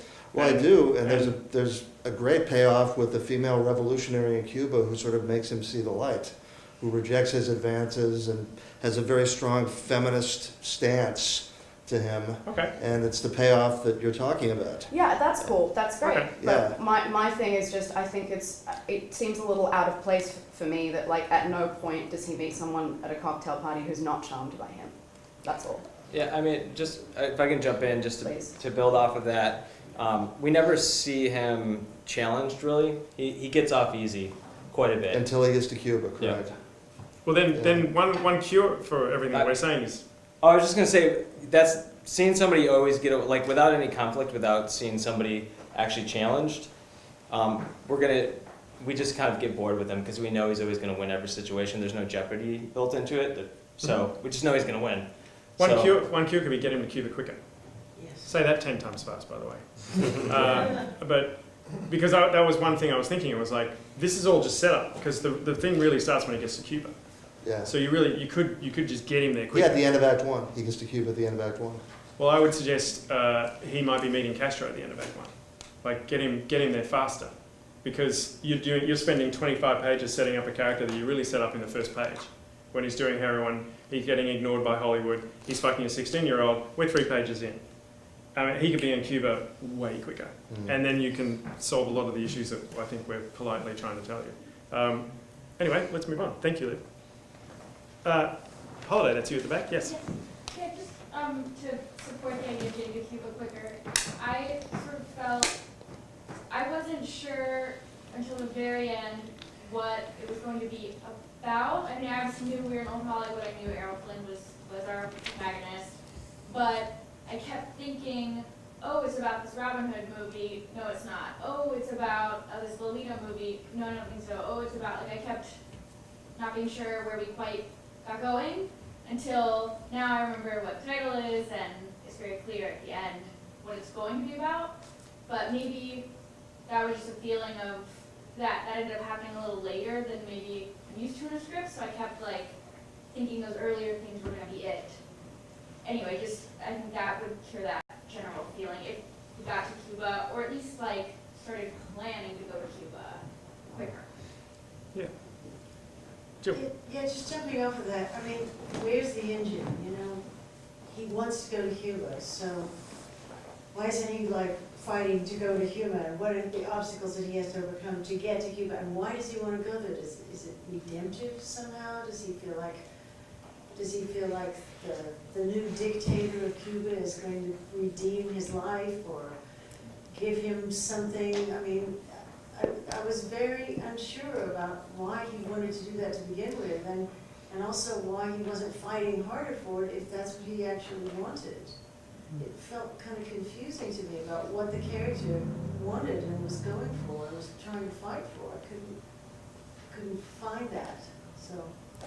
Very good. We'll take one more and then we'll move on. Anybody have anything else? Over there. Over there? Oh, sorry. I didn't see you over there. Go. Yeah, man. I think that you did a really Oh, it's good, Nate. Hello, Nate. you did a really good job painting a really interesting character, but a bunch of the comments, I think, I can ground them in a way. I felt that, like, it just wasn't proper use of, setups and payoffs, or plants and reveals, I guess is a better way to say it, because the idea to interview Castro came out of left field. It wasn't planted in the beginning in some sort of small way, because I thought it was all about him getting his career back. I didn't know anything about him as a journalist, so I would think that would be helpful if we knew that he had interviewed anybody before. Like, it came out, I guess, as a side note. There was this newspaper article in the beginning on page 1 that he interviewed somebody in Spain. Did he cover the Spanish war? Oh, yeah. I thought that was actually a film that he did there. Okay, so I didn't. No, that'd be in a newspaper review. But even though that said, it still came kind of out of left field. His desire to do this last caper, or whatever it is that'll put him back on the top to interview Fidel, which is awesome. And I thought there was a really dope line. Fuck, I can't remember, but it was so cool. And it was like, yo, that's your it's not what people say about you, it's what they whisper about you. That's the tagline. That's that in the trailer that people are going, oh, okay, cool. This is going to be really interesting. I never heard anything like that. I'm going to use that to the end of my days. And the reason I say about plants and reveals is because a smaller way to show that was a scene with the editor or whomever in chief to get the story. The whole thing with Ava Gardner came out of nowhere again. Like, if you show him walk in the room and he sees Ava Gardner's photo with him, and then the scene starts, and then he gets denied, and then he pulls that sort of card of getting her there, it's a bit more, I don't know, satisfying for the audience. And it doesn't seem like it comes out of nowhere.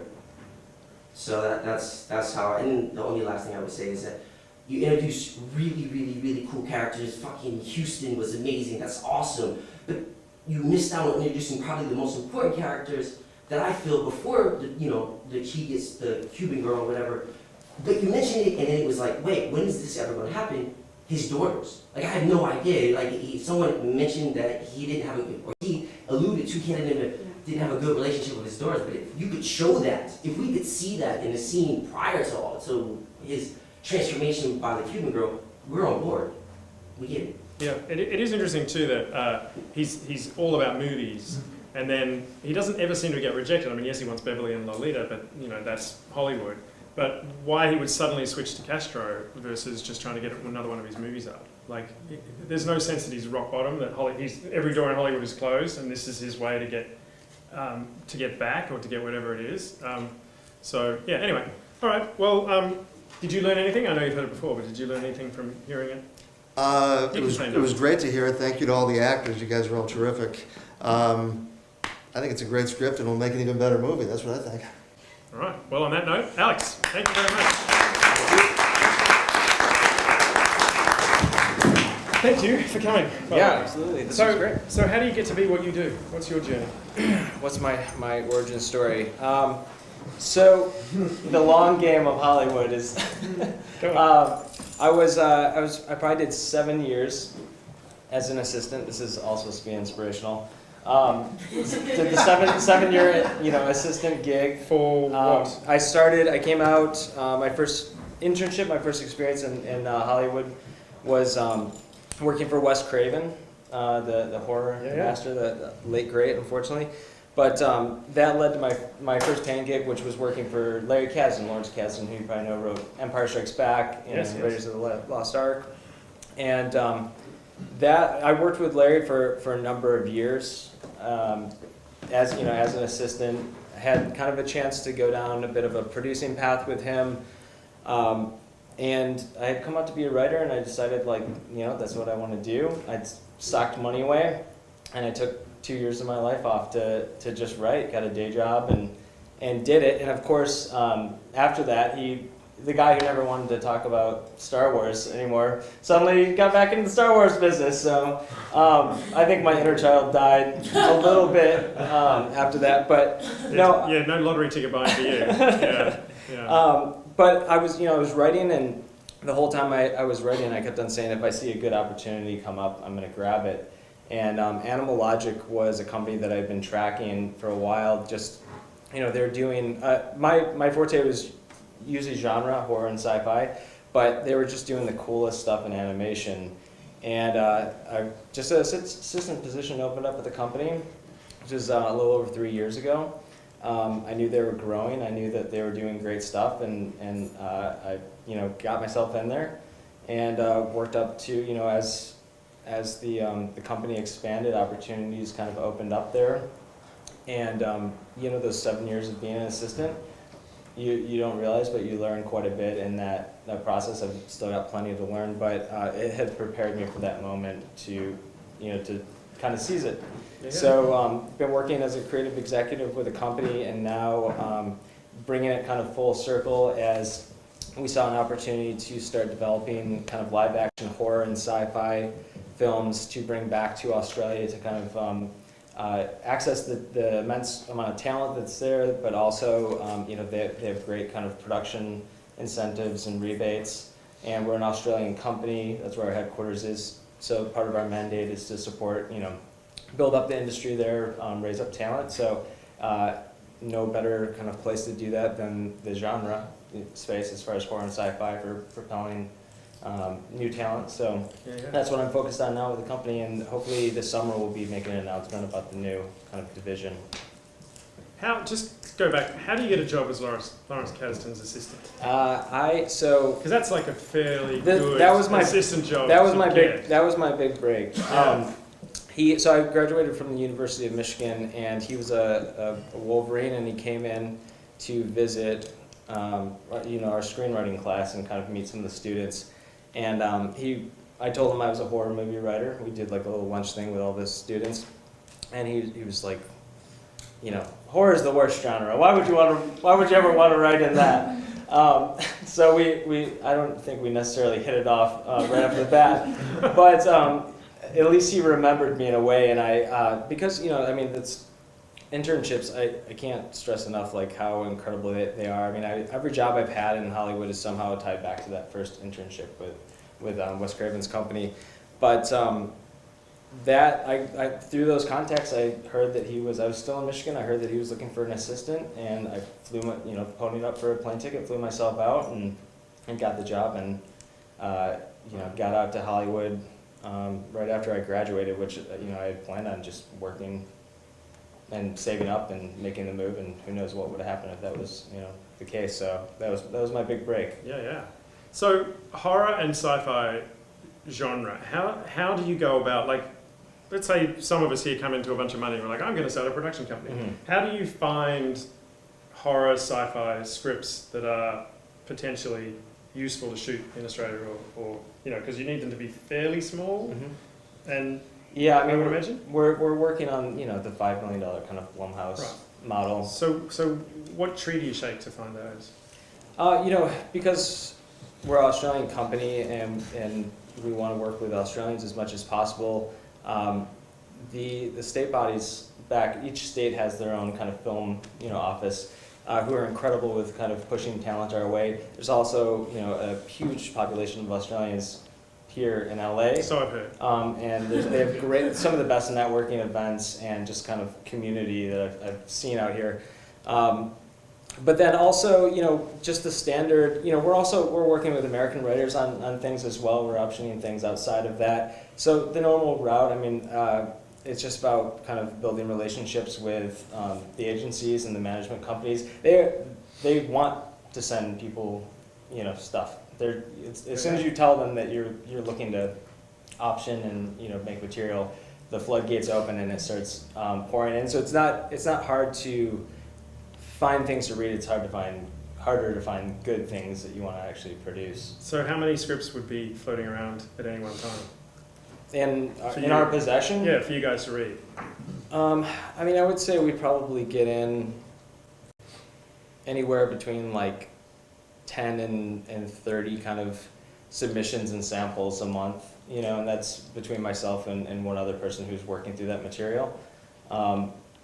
So, which, you know, doesn't seem like a crazy amount, but when we're also, you know, developing projects, we're also taking meetings, and then, you know, we don't have a huge assistant pool, so we're reading on the weekend ourselves. We're taking stuff home at night. We're trying to read on lunch break. So, to your point earlier about trying to front load as much as you can to really kind of establish the characters and why we care early on.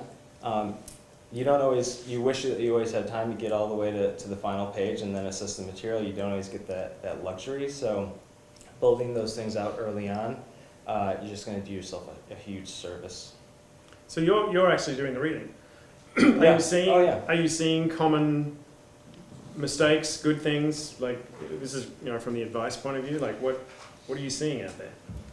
From scripts that are coming from representation? I mean, I think just in my 10 years in Hollywood, the things I was reading as an intern 10 years ago and the things I'm reading now, I think they're vastly better. I think the writing there's so many services, there's so much information, there's amazing, you know, events like this, kind of teaching people. Like, I just think the quality of the writing has gone up and up. So now it's it used to be you're like, I can't even read this. I don't even know who the characters are and what the hell is happening. Now it's, so what's the idea here? Is it so compelling that I have to pony up to option the script and go through, you know, 2 or 3 years to actually get this movie up and running? And so it's more like idea assessment now. And so, I mean, I can talk about that as well. I mean, I think on the horror genre side, this is just an incredible moment right now. This is like a renaissance in the horror genre. And just a regular haunted house film doesn't fly anymore. Nobody can do it now better than James Wan. He brought the bar up too high now. So you have to really have something that we haven't seen before. Something, you know, The Witch, It Follows, Goodnight Mommy. These films where you're just, you know, blown. Get Out. You know, there's just Quiet Place kind of just did it. So you really have to stand out, and that's the beauty in it. Is it's not high concept. It's really just a compelling kind of human drama that's built into the genre space that really kind of gets our attention. Yeah, that's what we do. I mean, here we run a lab. I run a lab now, and it's all about emotional connection. Is what I found in the scripts I've read. Is that you want so desperately to care about the characters, and the writers are so worried about story and moving, and they never give us a chance to well, how's the character feel about this, and what's the inside voice saying, or how do I kind of relate? And to that end, we had actually Ryan Condell on here last year, who is the creator of Colony, and he reads a lot of scripts when he's hiring writers for the writers' room, and he said he gets a whole ton of sci-fi scripts, and he said, we can do sci-fi. You know, I know sci-fi. We can add the sci-fi. What I want to know is, can this writer write drama? Yeah, exactly. And it's and a lot of writers get lost in this. I found anyway, they get lost in the sci-fi or the horror or whatever genre they're doing, and they're losing track of the actual people's story. Yeah. Are you seeing that you're seeing a higher notch of scripts than I'm seeing? Yeah, I mean, you know, part of what we see. And is that important, I suppose? Absolutely. I mean, the reason why I love genre is that you can do incredible incredible drama, and people don't realize that they're watching a drama. Right. And you know, I think A Quiet Place kind of really did that well. It's just a family drama that takes place in this, you know, really interesting world. You know, a lot of what we see, the stuff that we're getting, you as a producer, you tell the agents, you tell the managers the types of material, what's the mandate for your company. And so they're not sending us creature features because they know that that's just not what we're doing. We want really kind of great drama that's in the horror and sci-fi space. So that's the material that's coming into us. Does it always deliver on that? Not always. Most times not. But I think first and foremost the drama has to be there. All right. I know we're running low on time, so I'll take some questions if anybody has any. Does anybody want to know anything about what's going on out there in the development world? Yeah. We talk about your wheelhouse being Sci-Fi. It's it seems quite genre specific. The character-driven stuff, you find that is applying across the board, or just Yeah, I mean, character's always going to be important. I mean, I've been working on the family side up until this point for animated, hybrid films, and it's always, even in a huge Peter Rabbit, it's always like, what's the story? What's the journey of this character? Why is this an important story to tell? Like, what are we going to learn from it? There's no way around it. I like to say, sorry. Does it obviously there still needs to be room for story-driven stuff as well, or is that line getting blurred? I mean, I think you got to deliver on both. You got to. It's the whole thing. It's story, it's character, it's tone, it's. Well, it's like Guardians of the Galaxy. I mean, that was basically a story about these bunch of misfits trying to find family. Are you seeing any trends? Because you're reading like the next wave of low-budget sci-fi and horror scripts. Are you seeing any trends? Like a lot of them are reacting to what we've seen, or a lot of them are set in where people are talking very quietly now? I think absolutely. We were joking. I mean, just the senses now. Like, I don't know if anybody saw "Don't Breathe" a couple years ago. And there's quiet place, and it's like, what's the next sense? You can't smell or something. Don't taste this.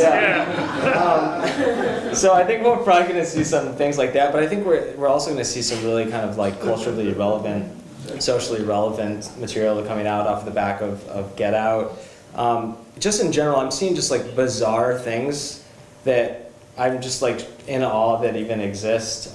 Just really kind of, things like a ghost story where it's so just outside of the norms of what a genre film would be. And I'm seeing that come through, just really interesting voices, interesting stories we've never heard before, kind of coming through that pipeline. So it definitely seems to have kind of sparked the imaginations of the writers that are out there. I mean, I wish I just had like some more kind of like clear tropes that were popping up, but the stuff that we're reading, I feel like it's just like off the wall. You never know what you're going to find when you open up the page. But that's because writers on this side of the world tend to get a lot of feedback from people saying, kind of write what sells. Mm-hmm. That certainly was a few years ago. It's like, read the trades, see what's selling, write that. Mm-hmm. And if a film's been successful, make your script sort of derivative. Because that one's worked, the studio executive is going to be like that, and they're going to buy it. But you're saying that you're actually looking for... that spec market it doesn't exist. No, it died. It's true. And so the best way to get noticed, I think, right now is to write something, maybe it's totally unproducible. Better if it's producible, but maybe it's not, that just shows people you have a really interesting point of view and voice, and they'll hire you to do something else for them. And if it's contained, if it doesn't cost any money, they'll make the movie. You can make the movie yourself. It's a good time for kind of unique stories and unique voices. Right. So that your main advice is it's okay to explore your own realm, I suppose, in your own. Yeah. So the one thing I will say, just on the sci-fi side, is that we read a lot of just massive stuff, where the world is just so big and complex, and so it's Valerian. It's just way too big, and we can't. We're looking for like the Ex Machinas and the Primer and the Moon stories, things that are grounded and that can be kind of done on a budget. There's only so many companies out there that can really support a $100 million sci-fi film, or even a $30 million sci-fi film like Annihilation. So if you are a sci-fi writer, think as small as possible. Create a big world, but tell it in a small, kind of intimate way. Yeah. All right. Anyone else before we finish it up? No? Oh, yeah. Gentleman in the back. Just really fast, I want to congratulate both the writers. I thought you offered us a real voice. Yeah. I thought the dialogue, like all the voices were unique. I knew who I was listening to. It's hard to get those rhythms right. I thought you both did a great job kind of setting a scene. I knew where I was.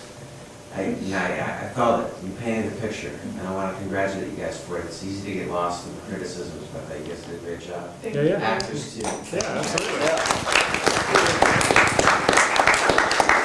All right, I'm on time. Okay. Well, can we please thank Greg for coming in?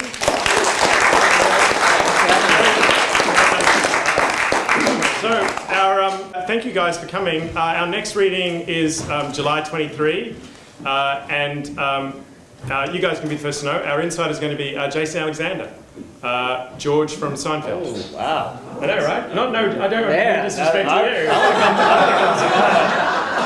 But yeah, so Jason's going to be here July 23. We are currently open for submissions, and I think that's all I need to say. Oh, and if you are interested, I do consulting. If you want to talk to me, if you come and you know me, let me know and I'll give you what they call mates rates. So I can, I'll give you feedback on your script anytime. Anyway, now you can go. I think there are some cookies outside. But thank you very much, and writers hang out. Thank you so much for coming. Great job. We'll see you in July.